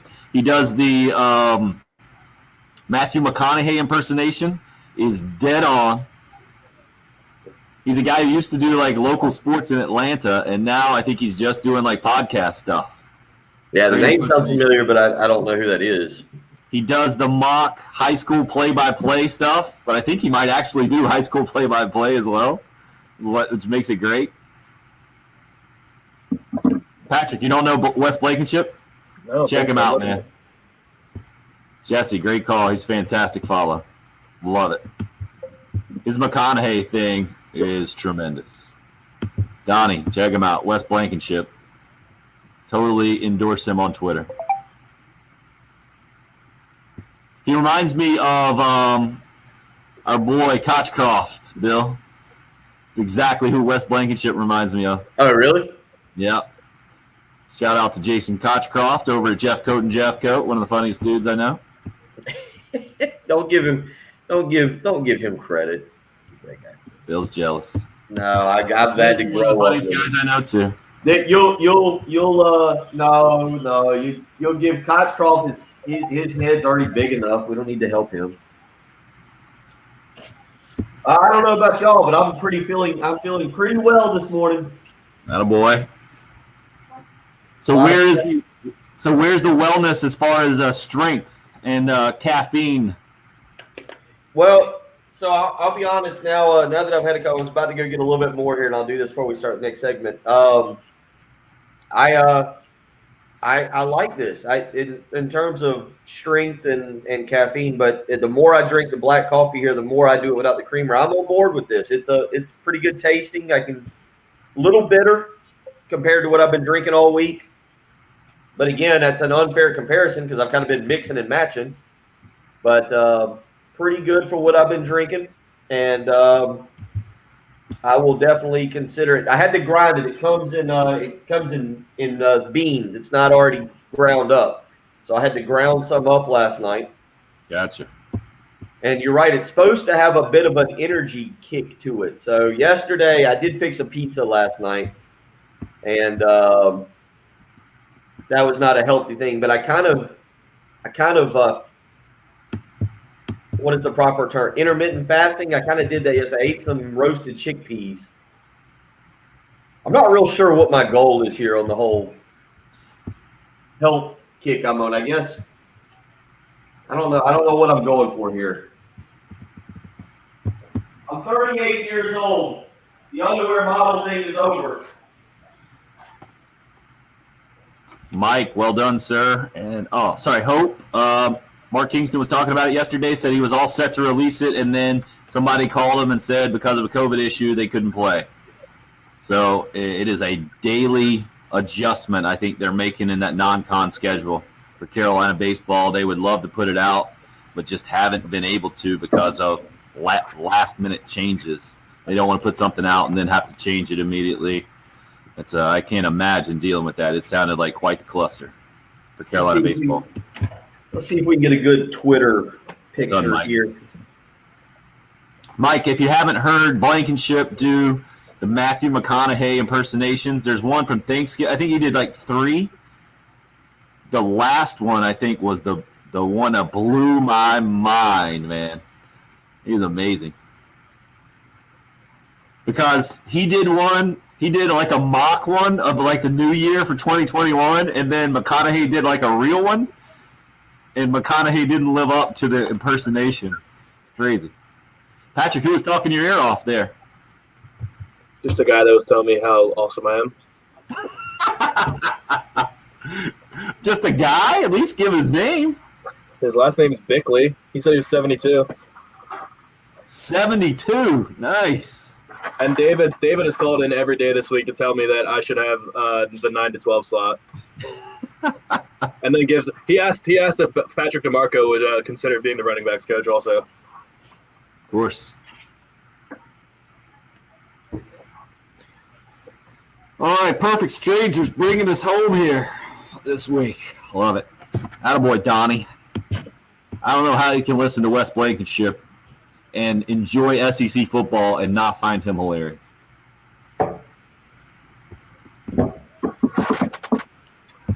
All right. All right, let's get it going here. You're up.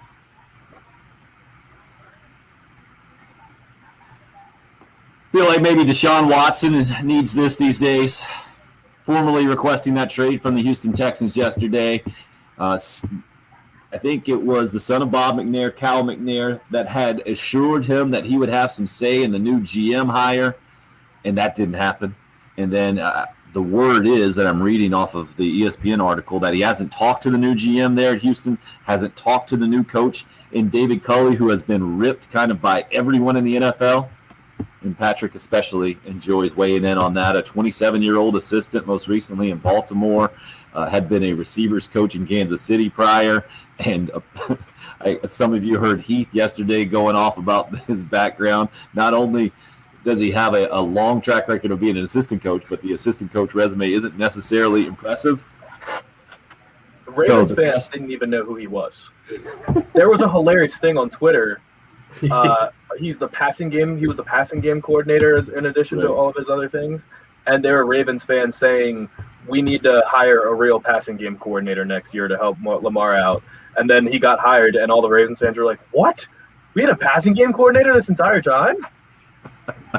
It's unbelievable. It's the most shocking hire in a landslide of this whole season. So this situation has led us into the conversation about Deshaun Watson. I feel like it's twofold, Bill.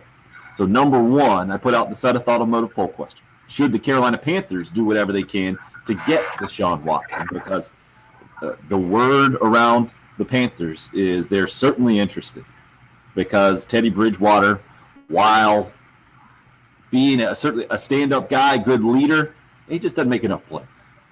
He's good. He's not good enough to get the Panthers where they need to go. And especially when you don't have a tremendous cast of characters around you. I feel like he stepped into that role with the Saints, and Drew Brees and company, they had that thing going.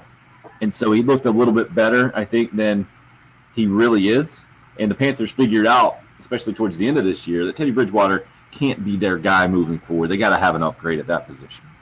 So, and obviously the ties to the region with Clemson and being not too far away in Georgia, and Deshaun Watson and what he can mean to an organization, very appealing to Matt Rule rolling into year number 2.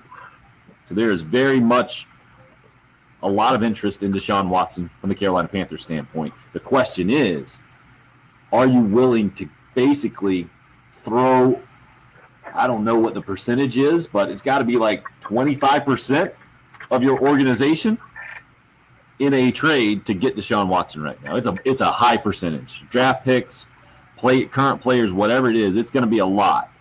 Now, I get what a lot of you are coming from on the other side of that thing, because Deshaun Watson has been so public in his unhappiness right now. You don't think the Texans can get full value for a guy that otherwise they might have.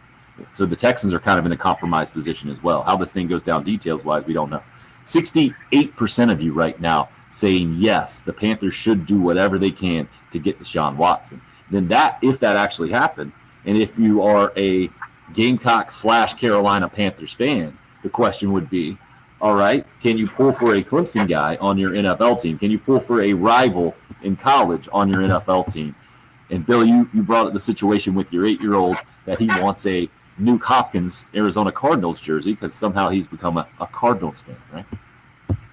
Yeah, he's so I think again I was talking to her, I was comparing him to a buddy, a friend of mine, Jeff Berge, and then his son Beckham, but they've got ties to Buffalo. I think, and then Austin decided to just become a Cardinals fan, and then he knows Hopkins' exact contract. He's like, well, we're paying Hopkins $18 million a year. I'm like, how do you, man, those iPads really work these days. You do your whole good job, son. And he's very invested in how that affects the salary cap for the Cardinals. So, but he wants a jersey, and I get him. This has nothing to do with me being a bad dad. Like, I don't just, my son doesn't come to me and say like, hey, we want something. I go purchase it. We're not trying to do that. But yeah, and I guess the Hopkins thing I was okay with. It was the T. Higgins jersey for the Bengals that I wasn't sure that.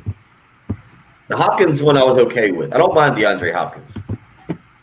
The T. Higgins one, I wasn't sure how to handle that one. That was a little bit different.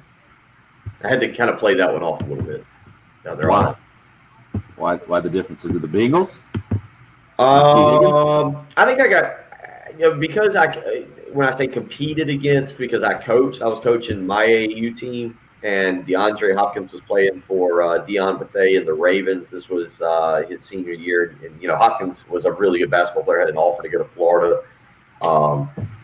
And we faced off down in a AAU tournament, the state AAU tournament. I actually had Dylan Thompson on my team.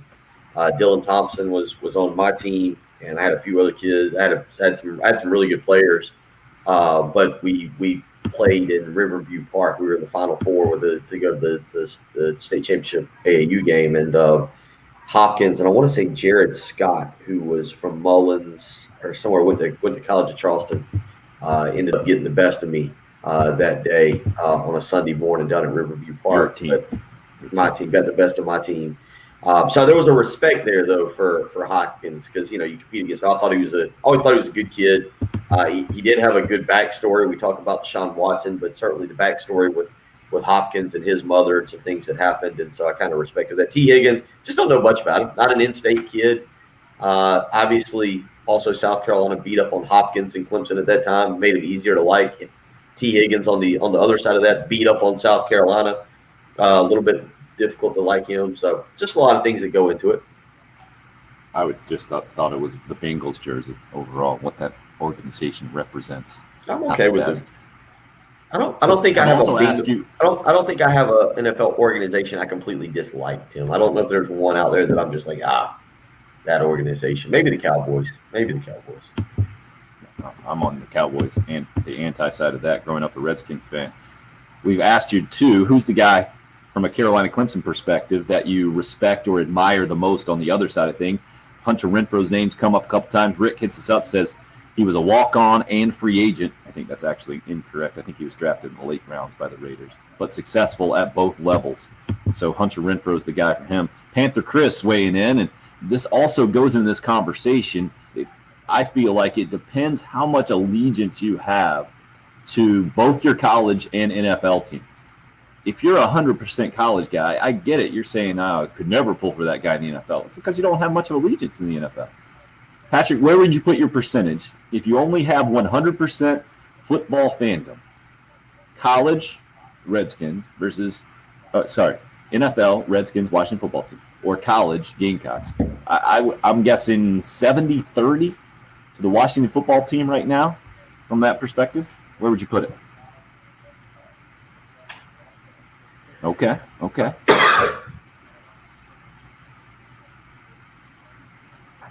Interesting. I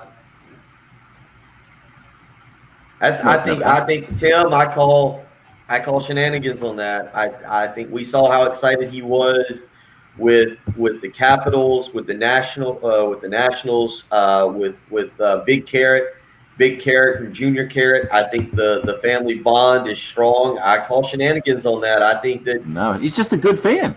No, I think he's saying that. I think he's saying that on South Carolina radio. Do you think Patrick's in the 5 Points fountain for any? Yes, he's already been there. Oh, were you? You were in the fountain? You don't pay attention to him on the show? Not really. And Patrick, all the live streamers are going to be mad at you. You're muted on the live stream right now. I know you got a lot of buttons to push. There you go. Trey, we appreciate the heads up on that one. I disagree. That's actually good that I'm muted because my dad just said you are muted and he didn't hear me say that earlier. Perfect. No, I'll keep him wondering about what actually happened there. Cool Care Heating and Air text line blowing up on this thing. So I mentioned it depends on your fandom, how much you think about this. When you identify yourself as Panther Chris, I assume you're much more in the NFL than you are into college. Panther Chris says once the player goes to the NFL, they are no longer a Clemson or rival player to me. I want the best players for my team. Well, it makes sense when you say Panther Chris. Once they leave Clemson, the hatred goes away, Ronnie says, for the most part. Ryan, once a player leaves college, I don't care what they do or not do or who they play for or not play for. I just pull for the players on my favorite NFL team. Will B, Gamecocks fan, by the way, opening Deshaun Watson. He says, of course, Washington would be added into that somehow. Patrick always brings it back to Washington. Kentucky Joe, obviously a Kentucky fan, goes with Eric Norwood as the Gamecock player that he admired or respected the most. His first start versus Kentucky, loved/hated him. And there are those guys out there that you just have to respect because they dominate your team, I think. Trey weighing in on the Cool Care Heating and Air text line. Here's the issue. Either you trade for Deshaun Watson or you draft Justin Fields. He says, I'm thinking he's talking about the Carolina Panthers, who went to a university that's never produced a decent NFL quarterback. Well, ripping Ohio State there. Or you get Trey Lance, who might be the most overrated player in the draft. Either way, neither of those draft options seem like a good idea. So Trey doesn't think that the Panthers can do anything in the draft. Bill, as you were talking about Trey Lance and the NFL experts, the draft experts who are projecting the guy from North Dakota to come to the Carolina Panthers at number 8, it reminded me of Patrick Mahomes and where he got picked in the draft. I know the Chiefs moved up and took him ahead of Deshaun Watson several years ago. I think it was at like number 10 and Watson was 12 or something like that. The numbers don't really matter, but I only bring it up because it's a similar spot to number 8 where you're not going to get the first, maybe even second or third top quarterback in this draft. You're going to have to get someone down on the board. Obviously, Pat Mahomes has shown us that you can be that guy, that generational player in that spot. The question is, how much do the Panthers think Lance is that guy? Doesn't that have a lot to do, Patrick, with how aggressively they're going to pursue Deshaun Watson on the trade market? Yeah, for sure. And I think it's Trey Lance in particular because I don't think the Panthers sitting at number 8 are expecting Justin Fields to be there. I think they should be fully prepared for 3 quarterbacks to be off the board by the time that pick gets there. All right. Trey Lance, it's all about the projection, how you feel about him. He's got a huge arm, probably the strongest arm in this draft class, just pure strength. And he's the best runner in this draft class. So at the very least, that was the Josh Allen tool set. He's almost the same prospect as Josh Allen. Big, good runner, gigantic arm, not accurate, and played at a low-level school. So Josh Allen used his running ability to kind of hold him over and allow him to play early and figure things out. And we saw what happened when it came together this year. He's throwing the ball more accurately. He's reading defenses at a high level now. So at least Trey Lance would give you that aspect of it. If Matt Rule wants to run offense with a lot of the quarterback run, then Trey Lance would be a good pick. But it's a long shot. So two things in here on the live stream, and I think this is an interesting question when you talk about Trey Lance. I hate, and I'm not a Panthers fan, so this is completely impartial in my opinion. I'm not a Panthers fan. I don't like taking an unknown with the 8th pick. I hate that. As Patrick just said, it's a complete projection, and obviously risk reward. It's however you want to view it. Hate that. I feel like you got to take something, even if it's a tackle. If it's an offensive tackle, even if it's not a sexy pick, you got to take something that you feel certain on. I know nothing's a certainty in the NFL draft, but Waddy says, did Bridgewater do that bad this year? And he goes, I get going for Watson over him, and I'm with it. And then Jesse says, give me Trey Lance over getting Watson and giving up multiple picks. I feel like with the Panthers in particular, we're talking quarterbacks here. Are you guys do you not feel that the Panthers can go a different direction with this draft, or does it have to be a quarterback at number 8, or does it have to be a quarterback in free agency to be content, or can you get another year out of Teddy Bridgewater? I feel like they can get another year out of Teddy Bridgewater, and you know what you're getting. You're not getting great quarterback play, but you're also not getting awful quarterback play. You're not getting championship level play from Teddy Bridgewater. You won't be able to compete for a championship with Teddy Bridgewater as your quarterback. But you're not. If you take Trey Lance this year, you're not competing for a championship. We had this conversation last year. We had this conversation last year when you said that the Bengals should take Chase Young instead of Joe Burrow because you had a better chance of him paying off. Right. They made the right decision. Chase Young was great. To be determined. But Chase Young would not have put the Bengals in a position where they can go forward not needing a quarterback for another 10 years. You have to protect a quarterback. Nobody is a guarantee at quarterback. Trevor Lawrence is the closest thing that would come to a guaranteed thing at quarterback. And then you go back to Andrew Luck, and then before that you go to Peyton Manning, and before that you go to John Elway. That's what people say, at least. I wasn't around for those scouting. But the only thing that would be interesting to me is if the Texans and Jaguars, if somebody suggested Deshaun Watson for the number 1 pick, who would say no? That would fascinate me. But anything other than that, I mean, at quarterback you have to project. The Panthers are going to have to make a projection. I'm with you on that. But at number 8, you're projecting no matter what. There's not a guaranteed guy. The guaranteed guys in this class are like Trevor Lawrence, Penei Sewell, the offensive lineman from Oregon. Yeah, he's going. Maybe Jamar Chase. Nobody else is guaranteed to be really good.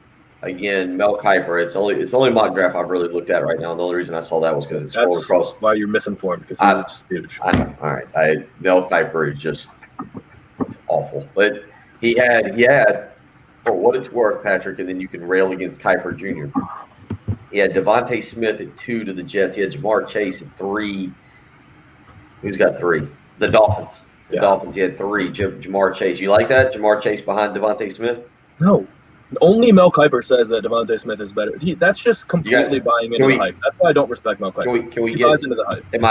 Am I putting you too much on the clock if I tell you within the next 30 minutes I'd like to hear a top 10, the Big Carrot 1.0 draft, top 10 mock draft? Is that too much, or can you pull that You off? want a mock or the top 10 players? I want a mock draft. I can do that. Yeah, sure. I want a mock draft. I want to know where you see these guys going and what you've got for the Panthers at 8. Honestly, probably read off the top 10 to you and do it off the top of my head right now. Let's hear it. All right, number 1, Jaguars, Trevor Lawrence. Okay. Number 2, Jets, Justin Fields. Number 3, Dolphins, Zach Wilson. Number 4, Falcons. Whoa. Yeah, that's 3 quarterbacks. Yeah. I want to pause you. You just said Dolphins take Zach Wilson. All right, so you're in on the Dolphins have given up on Tua? I think the Dolphins should definitely draft a quarterback because they're too good. And if they don't know about Tua, then you draft another quarterback, figure out who's the better one, trade the other one. You can't afford to not have a quarterback. That's the Cardinals' plan. Now, granted, it worked. I don't know. Is Josh Rosen even still in the league? He's on the Buccaneers practice squad. Oh, nice. Oof. Oh, there. Okay, wow. let's Zach let him Wilson keep at going. 3. Okay, keep going. Number 4. Number 4, Falcons, Penei Sewell. Number 5, Bengals. We'll give him Rashawn Slater, offensive tackle, Northwestern. Yeah. Number 6, Eagles. We'll give him Jamar Chase. Number 7, Lions. They probably want to go defense. We'll give them, how about Christian Barmore, defensive tackle, Alabama. 8, Panthers, Trey Lance. 9, Broncos. We'll go ahead and give them a corner. We'll give them Caleb Farley, corner, Virginia Tech. And the Cowboys, we'll give them Kyle Pitts from Florida. Devontae Smith not in the top 10? No. Wow. I feel like Tim. Wow. I feel like What that a was hot What are the Lions? that was I weak. like He was NFL. looking at the computer the whole time. I'm looking at the I'll turn my thing. I'm looking at the draft order, yeah. Okay. I thought I, you I don't know the order. order. I don't know the order off the top of my head. This is interesting. We've spent more time in the NFL today than we have in 4 years, and Patrick's having a blast. This is the equivalent of an energy drink for him. I'm fascinated you gave the Lions a defensive lineman when it looks like they're in the market for a quarterback as much as anybody, right? Because they're trying to get rid of Stafford. That's all pending on the Stafford trade. Gotcha. Right. Yeah, okay. Lot pending in that mock. That's top okay. It's 10. 1.0. It's one. That's why I asked him. I don't hold any of that against him. I don't like mock draft. I don't read mock drafts ever. What I read is player rankings. Like, I'm more interested in what I like to do is just rank the players. And like for what Washington, we pick at 19. So I'll rank the top 19, and I'll be upset if we don't get one of the 19 players that I've written down because that means we overdrafted. Just for the record, he doesn't stop at 19. He goes all the way to 256. Yeah, no, I'll go all the way down. Yeah. He's going to have a top 256. Who care? Heating and Air text line Troy. I'm a Green Bay Packers fan and a Clemson fan. Back in the day when Sterling Sharp and Robert Brooks played for the Packers, I pulled for them just as hard as any other Packer. Interesting. Another Clemson fan weighing in. Brandon Bennett and Stanley Pritchett, the guys that he liked / admired / respected on the other side of these things. Very interesting to see these. We had another one on the text line, Bill, asking you if Austin wanted a Clemson jersey. Would you get it for him? What if the kid wanted a Clemson jersey? That's the exact text. It's like, you know what? I'm a believer that my son can choose. I'm not gonna hold his feet to the fire on. I'm not gonna force him to be a Gamecock fan, but I would. That's a great question. I don't know. AJ what I would does do. not like it. Bill, you would actually buy your son a Hopkins jersey? Seriously? Yeah, And that then I'm he okay with. I'm okay AJ with. added that he respected how hard Hunter Renfrow played those 10 years. He was in college for Jim and Goose Creek going the other way. Never pull for a tater unless he's performing my emergency surgery. And at least puts an emoji laughing there. Jim and Goose Creek. Good to hear from you guys.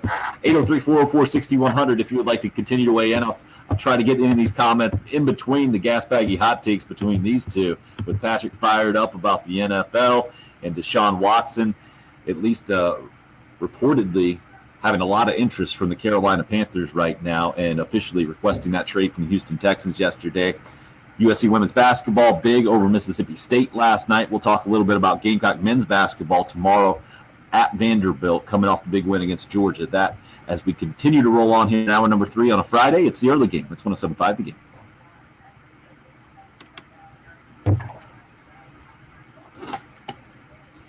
All right, we'll get Patrick in on this one. Interesting stuff from Trey about the Panthers going after Tua. Interesting. I like it. A lot of suggestions. Try not to distract him too much from his traffic report that he's got to give.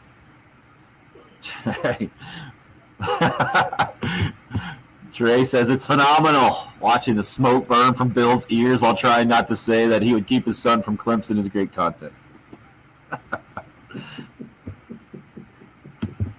Let's see. Big Kahuna. My kids would never wear a Clemson jersey unless it was given to them via scholarship. That's I understand. Brian Dawkins is a good one for sure. Chad, your last name screws me up every time. That's on me. That's on me. That's not on you. Not your fault. All right, Patrick, where do you weigh in on Trey's hot take about Tua? I would take a shot on Tua. I mean, the Panthers, I don't know. What would they have to give up? Would they have to give up the 40th overall pick? I don't know if I would do that. Why would you do it if you're the Panthers right now and you have Bridgewater? You can't do it right now. It's too much of a gamble. I would rather have Trey Lance than Tua. Right. My goodness, you guys turned on Tua quick. He didn't look good. I thought he looked fun. I thought everybody was loving him. No, he got benched in the fourth quarter of every game he started. Have you seen his stats? They're brutal. He was a rookie. Erroneous. All right, so was Justin Herbert, and Tua was a better prospect than Justin Herbert. So was your boy Joe Burrow. You see Burrow's numbers with the Bengals? They're fantastic. It's because he had to throw every time. They stink. He had to. That's all he had. So you should have better numbers if your team's good. If I gave up on stuff as quickly as you guys are giving up on Tua, I would have had 2 sips of the coffee for wellness, and I'd have moved back to creamer. Over under 2 weeks. Actually, over under 1.5 bags, Patrick. Where are you going? For Bill? Bill's Wellness Coffee. Will he order it again? I say I'm going under 1.5 bags. Yeah, I go ahead and tell you, I'm going to order another bag. I'm going to tell you, it's good. Now the question is, how long can I keep this? When do if I start seeing results, if I feel results of the black coffee here? Like, I don't know if they're going to be. I'm interested to see if I feel the results after a week. Does that make sense? Like, I'm going to get to the gym today. Our basketball game got moved from 2 p.m. to 10 a.m. tomorrow morning, which is great. I might go to Charleston for the weekend. Go down to Isle of Palms or Folly and hang out. What results are you looking for from coffee? Reading the website. I told you the benefits. Let me reread you the benefits. I'm thinking if you feel better, it's going to be the placebo effect. Are you saying you're going to work out too? How do you know what's helping you feel better? I think it's a combination of everything. I mean, this has got a cinnamon in it, apparently loaded with antioxidants that can help to reduce inflammation and support healthy joints. I don't want to hear you read. Because this is going to help me stay hydrated and fight dehydration, which seems redundant, but all right. This is supposed to give me a significant boost in energy. I don't know. Let's see what happens. You guys are so skeptical. Yeah. I agree, Trey. Lack of weapons.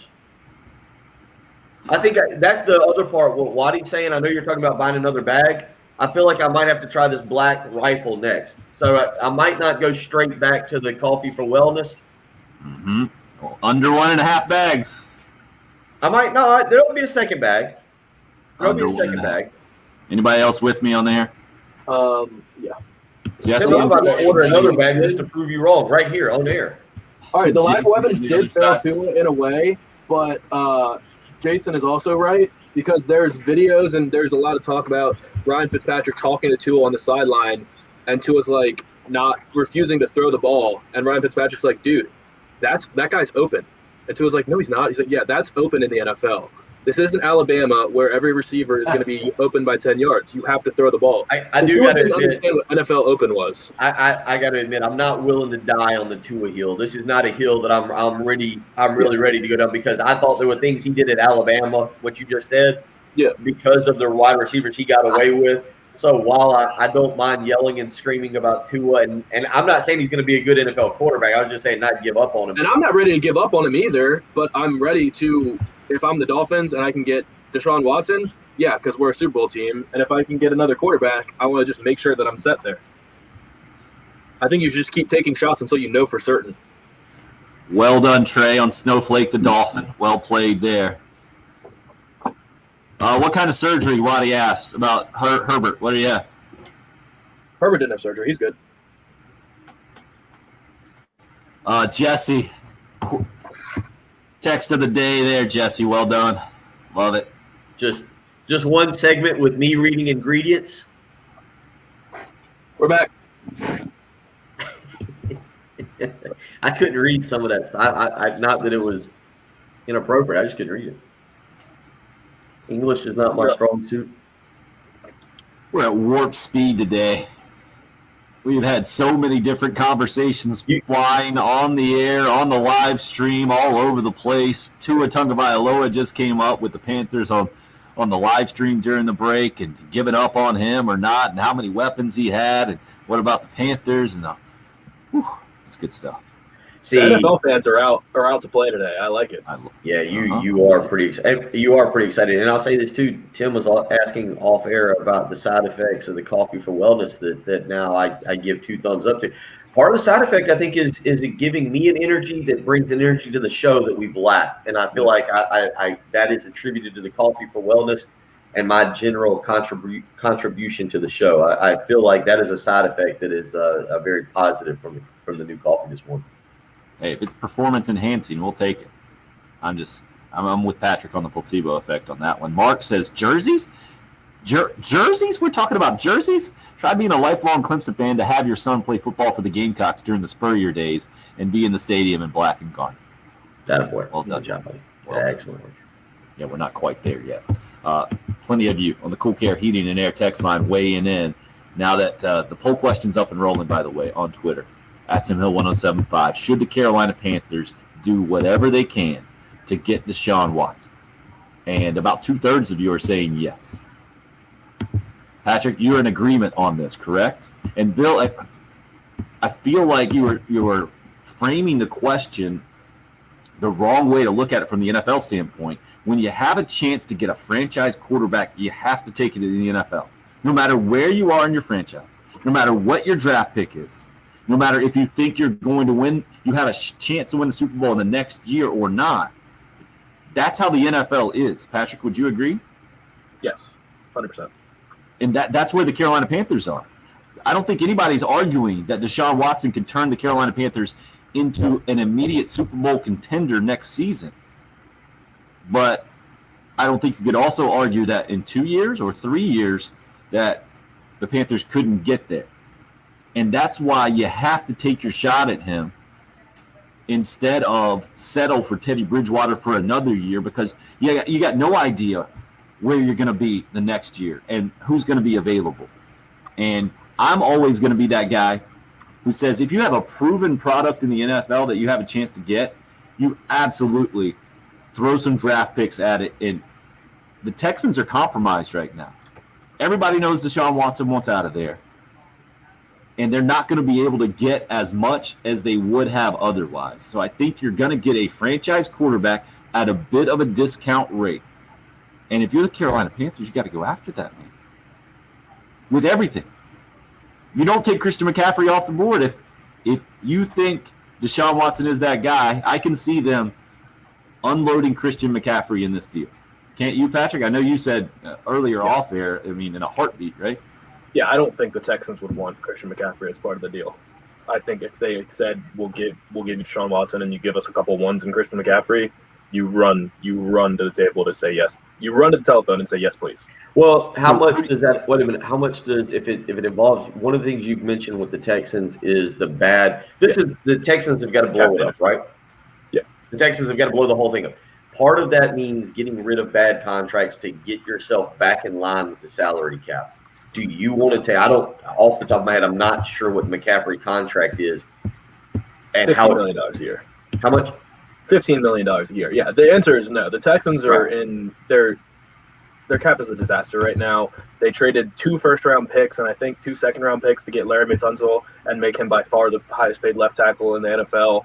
If you trade Deshaun Watson, then yeah, that opens up $40 million of cap space. So yeah, you can take Christian McCaffrey at that point. But you also just traded your best player last year in DeAndre Hopkins for a running back in David Johnson. If you trade your franchise quarterback for a running back, that is going to be ugly. So, Bill, what was your point there? What were you His trying point to? was that I think his point is just that McCaffrey is not going to be part of that deal, pretty much no matter what, because the Texans wouldn't want him anyway. Well, and I guess the point is, like, if you're the Texans, because of what Patrick said, they don't have, like, he talked about it a few weeks ago. Like, you had or maybe a week or two ago, we were talking about Urban Meyer. On one side, you had the Jaguars, a lot of picks, tons of salary cap space. It was viewed as the best job available. Then on the complete opposite end of the spectrum, you had the Texans. No picks, awful cap situation. And so when we talk about trading Christian McCaffrey, it doesn't make sense for the Texans because, again, when you take his contract, and the thing the Texans have to do with Deshaun is they've got to free up cap space. I mean, this is what do you think, Patrick? A 3-year rebuild? You got to locate some draft picks. You got to free up cap space. You said a few weeks ago. Which team? Texans. At least 3, yeah. You got to free up draft pick. You got to get draft picks. You got to free up salary cap space. I'm guessing you mentioned they're going to cut J.J. Watt because they can't get anything for him. They should be able to trade. I think they'll be able to trade him for probably like a 3. So I think trading J.J. Watt would be the smart thing to do. Oh, yeah, that comes back around to what we're talking about with Watson and what you can get from him. I don't know. I think both of you are going to be against me on this. I don't know if, because of the way the NFL is structured with Watson, it's not like the NBA where he can sit out. I don't know if Watson has all the leverage here. I mean, the Texans can kind of force him to come back, right? Like, he has to play for them. Otherwise, he loses money. Conceivably, he can sit out a year. We saw Le'Veon Bell do it. Tim, you're shaking your head. I don't know. I'll take Adam Schefter's opinion in this thing over where you're coming from, Bill. He's saying you can't have him standing on the sidelines, this thing hanging over the organization when you got a new GM, you got a new head coach. It would be a complete dark cloud. That's all it would be. You got to get rid of the dark cloud. You got to move on. It's time. These things happen in life in general, but especially in pro sports. They screwed it up, and you got to cut ties. Deshaun Watson is done with Houston. When has that ever worked out?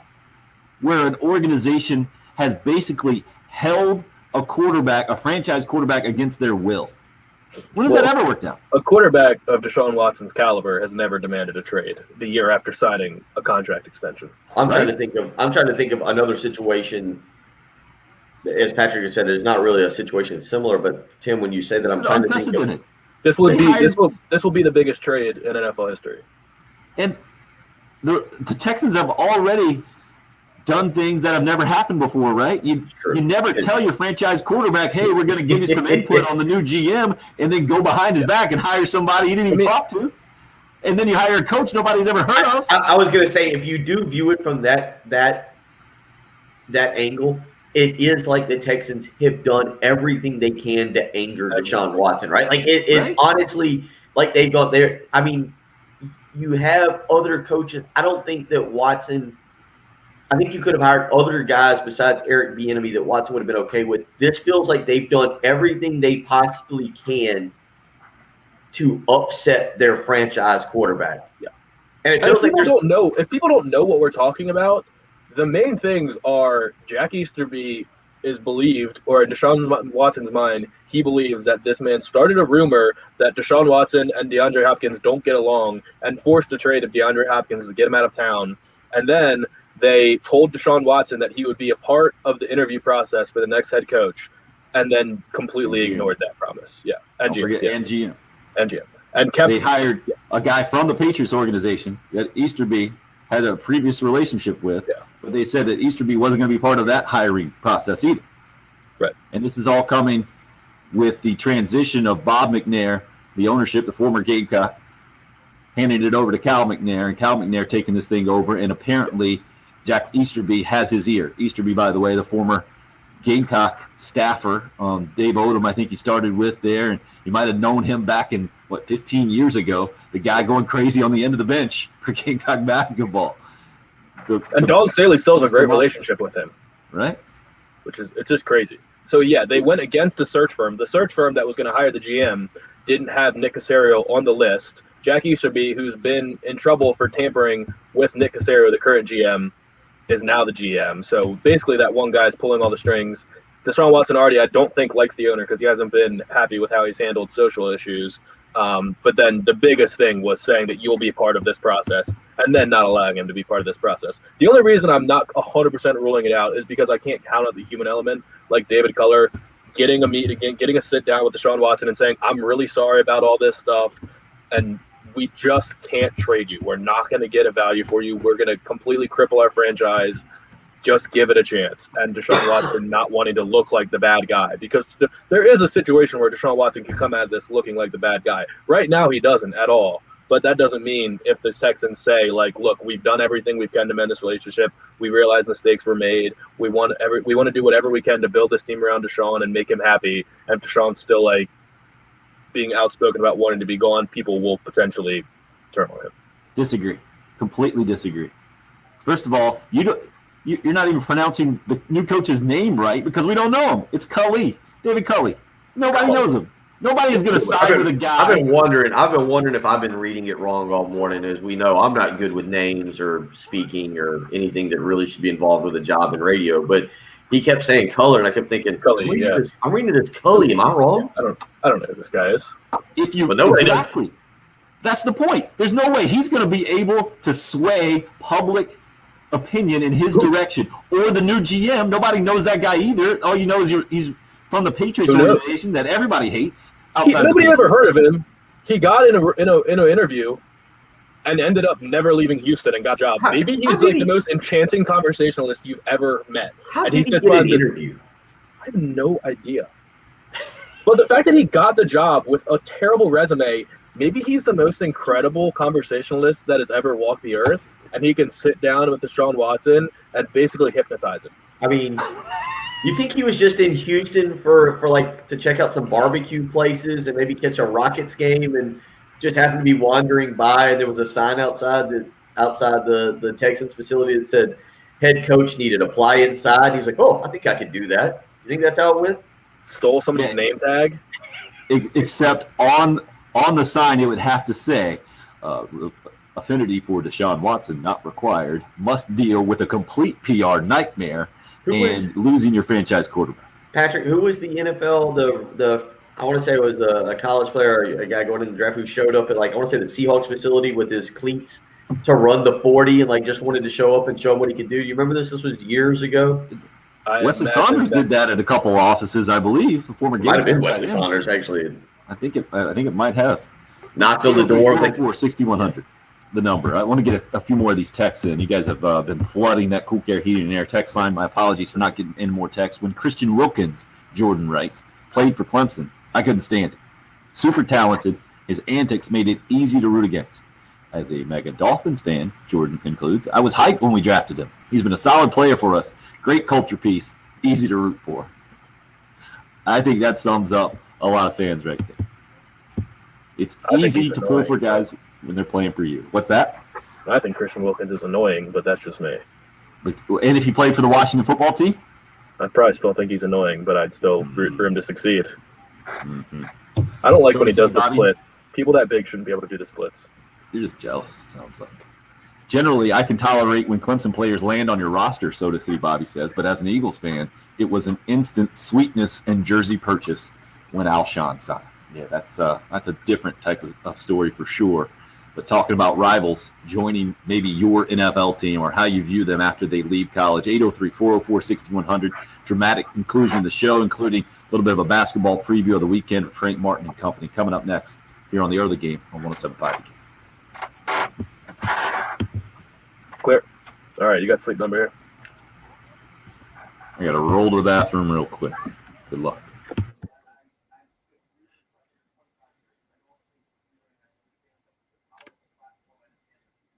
New Year's resolutions. It is a final business day of January. So how are you doing on your New Year's resolutions? Have you stuck to them all month? Have they started to fall by the wayside? I know one of mine was to get healthier. I've been drinking the coffee for wellness this morning. I'm trying to be healthier. One of the things you got to do besides just eating right, staying in shape, you got to get a great night of sleep. Rest is vital to you being healthy, especially when it's cold outside and with some of the other things we got going on. You need a fantastic night of sleep. I get mine with a Sleep Number bed. Put the Sleep Number setting on 45. Get a great night of sleep. Add a little coffee in the morning. Feel great, rested, refreshed, ready to do the morning show, to attack the day because of a great night of sleep. You can do that as well. Proven quality sleep is indeed game-changing sleep. Right now, there's a weekend special with Sleep Number. You don't want to miss it. Save $1,000 on the Queen Sleep Number 360 Special Edition Smart Bed plus free premium delivery and setup when you add a base. But it ends this coming Monday. So you got this weekend to go find this great deal. Where can you find it? 2 stores to choose from. One in Irmo, Harbison Boulevard, across from Buffalo Wild Wings. The other in Columbia, 2 Notch Road, across from Sand Hills Mall. You can always visit them on the web, sleepnumber.com. Sleep Number, the official sleep and wellness partner of the NFL. Again, awesome deal. The weekend special. It's only through Monday. You can save $1,000 on the Queen Sleep Number 360 Special Edition Smart Bed plus free premium delivery and setup when you add a base. Don't miss this. You need a great night of sleep. Make the switch to the Sleep Number today. Find out what a great night of sleep is truly like.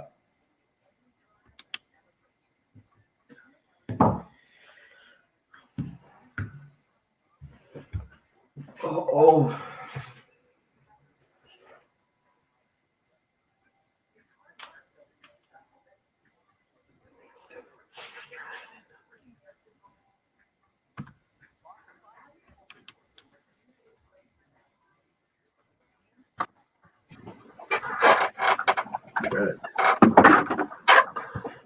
This is my favorite show of the week. I think this is one of your favorite shows we've ever done. Yeah.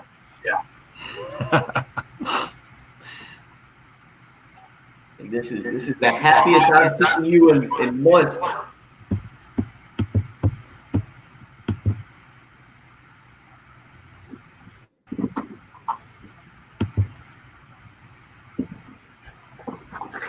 Oh.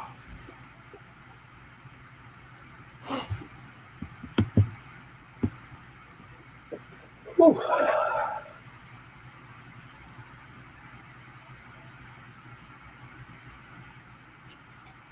All right, what from this morning should we throw up as a highlight of the show? So should have a video popping out of basically a week of live stream stuff.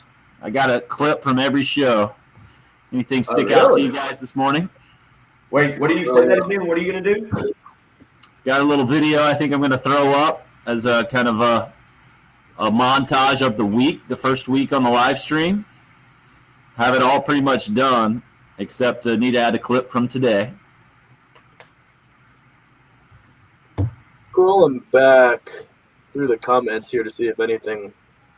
I think maybe just the interaction or the back and forth about Tua and did we give up on him? It was lively. There was a good back and forth. I think that's a good one.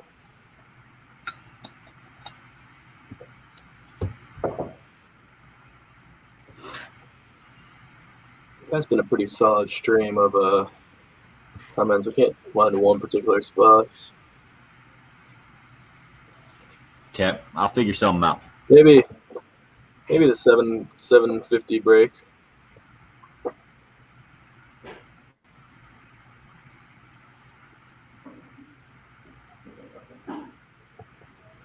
Maybe I'll throw in Would you get your kid a Clemson jersey?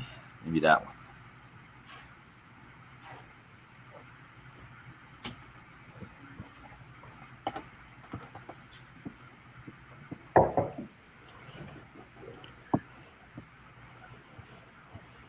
So, yeah, I should have that out relatively soon this morning, ideally. We'll see. I don't know. The Madden 13 was ongoing upstairs when I just ran to the bathroom, and the 7-year-old was not making the 5-year-old happy by controlling the game too much and kicking the extra point. Understand. Yeah, you always got to go for 2. No, the fact that he wouldn't let the 5-year-old kick the extra point, I think, was the big issue. They were up 27-0 at the time.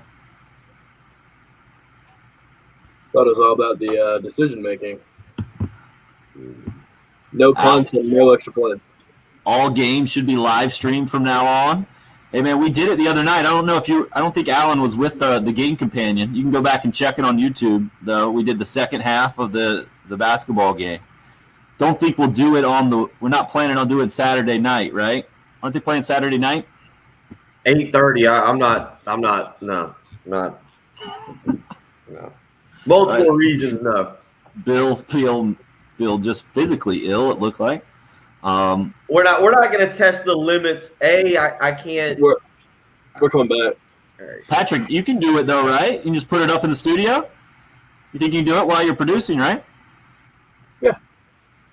You don't sound pumped. Yeah. Yeah.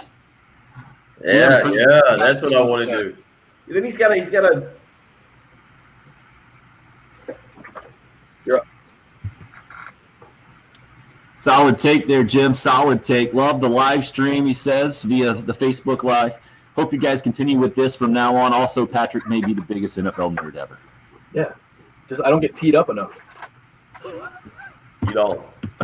He is. We were talking about on the live stream. This is the happiest we've seen Patrick maybe since the Nationals won the World Series. He's had a blast. And look at him. I'll do this all the time. He does. He just yells at potted plants about NFL hot takes. Just in his house. He just because we don't allow him to do it. You've been very good today. Somebody hit us up early. A couple of the text messages. I think somebody said they were impressed with your knowledge of the NFL. Somebody said you were the biggest NFL nerd they'd ever met. I mean, a lot of people are very impressed. Yeah, there he goes, Jim. Jim saying Patrick may be the biggest NFL nerd ever. You are. A couple of very nice phone calls off the air as well. Just keep teeing me up. I'll go all day.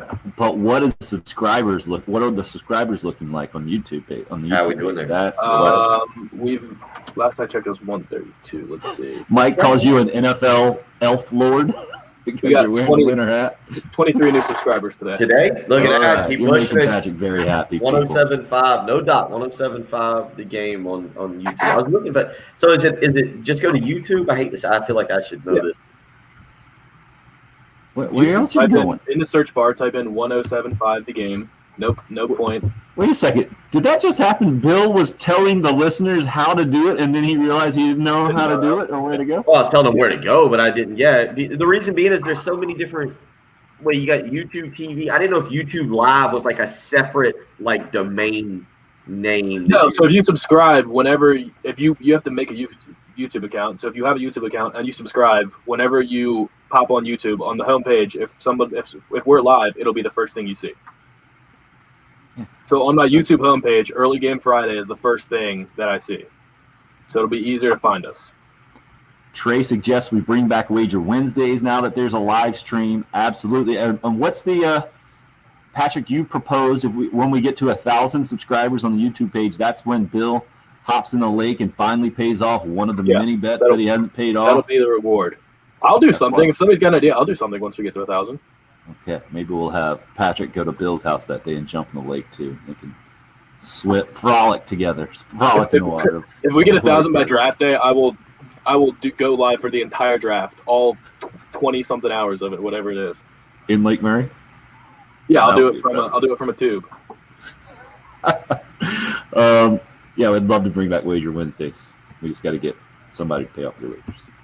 What would be the price to get Patrick? I always pay off. I paid off a football bunch of wagers. I don't want to hear that anymore. I was the one that went and got bagels. I was the one that stood out on the curb and basketball jerseys made for 12-year-olds wearing them. I was the one that Everybody's done that.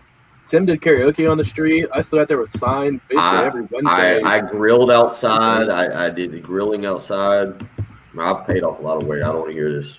I don't hear got shamed. I don't want to hear this. You did. I didn't say you guys did pay off. I'm just pointing out. Well, you're making it seem like you're the only person that pays off bets when really you're pretty much. That's pretty much the truth. Open wagers that have not been paid. I can just filibuster for about 15 more seconds. I think I can end the show. 20 more. Okay, thank you. Go ahead, Tim. Sure, the Panthers do whatever they can to get Deshaun Watson as these guys continue to bicker. 68% of you say yes on today's Sudeth Automotive poll question. This was a fun show and a fun week. Thanks for listening and watching the early game here on 107.5. Click. That was a blast. All right. An NFL show. Man, you guys are giving Patrick all kinds of shows. I love it. Love it. Good call. Jason's giving him an NFL show. Yeah, right. I think something we need to do like a once a month or something like that weekend happy hour mailbag show where people we find a place for them to submit topics for the happy hour show, and we could even probably set it up to where we could let people hop on with us. Exactly. Well, that's the next step, especially in the game companions. I feel like we can do that. Have a listener in there. Yeah. See how it goes. And we can maybe, I guess it wouldn't really work for the show, but it would work for the game companion since we're just doing it, via the computer audio. Yeah. Raphael, thanks, man. Jason, have a great weekend yourself. Hail to the carrot is ridiculous, Trey. Absolutely ridiculous. His head is not going to be able to fit in that winter hat next week. No, because I already know how much I know about the NFL. I just want everybody else to know it as well. He just wants you to know how great he is. This is I've never seen him. This is as happy as Patrick gets today. Don't we like to talk about things we know a lot about? I think that's everybody. I like to talk about movies and the NFL. Oh, and look at Alan. Alan is coming in strong. Need to be over 300 subscribers this time next week. Come on, peeps. Yeah, you guys spread the word. Spread the word. Help us out there on the social media if you can. It would be much appreciated. All right, we're gonna let Waddy have the last word. No. All right, so he's just begging for fantasy football league help there. Waddy is, Patrick. Do you proclaim to be a fantasy expert? Because that's a different deal. Not an expert, but this is the first year I've ever finished out of the money in my fantasy league. But that was because I drafted Saquon Barkley and he tore his ACL. My 7-year-old won our family one, so if you need help there. All right, hold up. James, well done. He said he subscribed. Hold up. You want to read this text that just came in? Yeah, about Easterby. Hilarious. Oh, what? His mom, dad, sister, and family just heard you bash him on the radio and are in tears. That can't be real. No kidding. I mean, did this just come from a family member? I don't think we bashed him at all. And you know who it probably came from if the stories are true, right? Family member? It came from him himself. That's if the profile on him is accurate, it came from his cell phone. True. It's actually true. Does he know what's being said about him in the national media? I mean, if he's worried about 107.5 the game, he's being in Houston radio. He's being discussed as if he's Satan incarnate. Unbelievable. Don't want to get you down, Bill. Don't want to get you down. Patrick, can you stay on with me? I need to do a little business here after we end this sucker. Yeah, I'll get it ready. All you live streamers, much appreciated. And, yeah, we're going to keep doing this, man. We have a lot of fun doing it, but we're just looking to make improvements. We'll take any kind of suggestions you want to give us. All right. Everybody have a good weekend. Peace out for the week. Later, boys. Take care, everybody. Bye.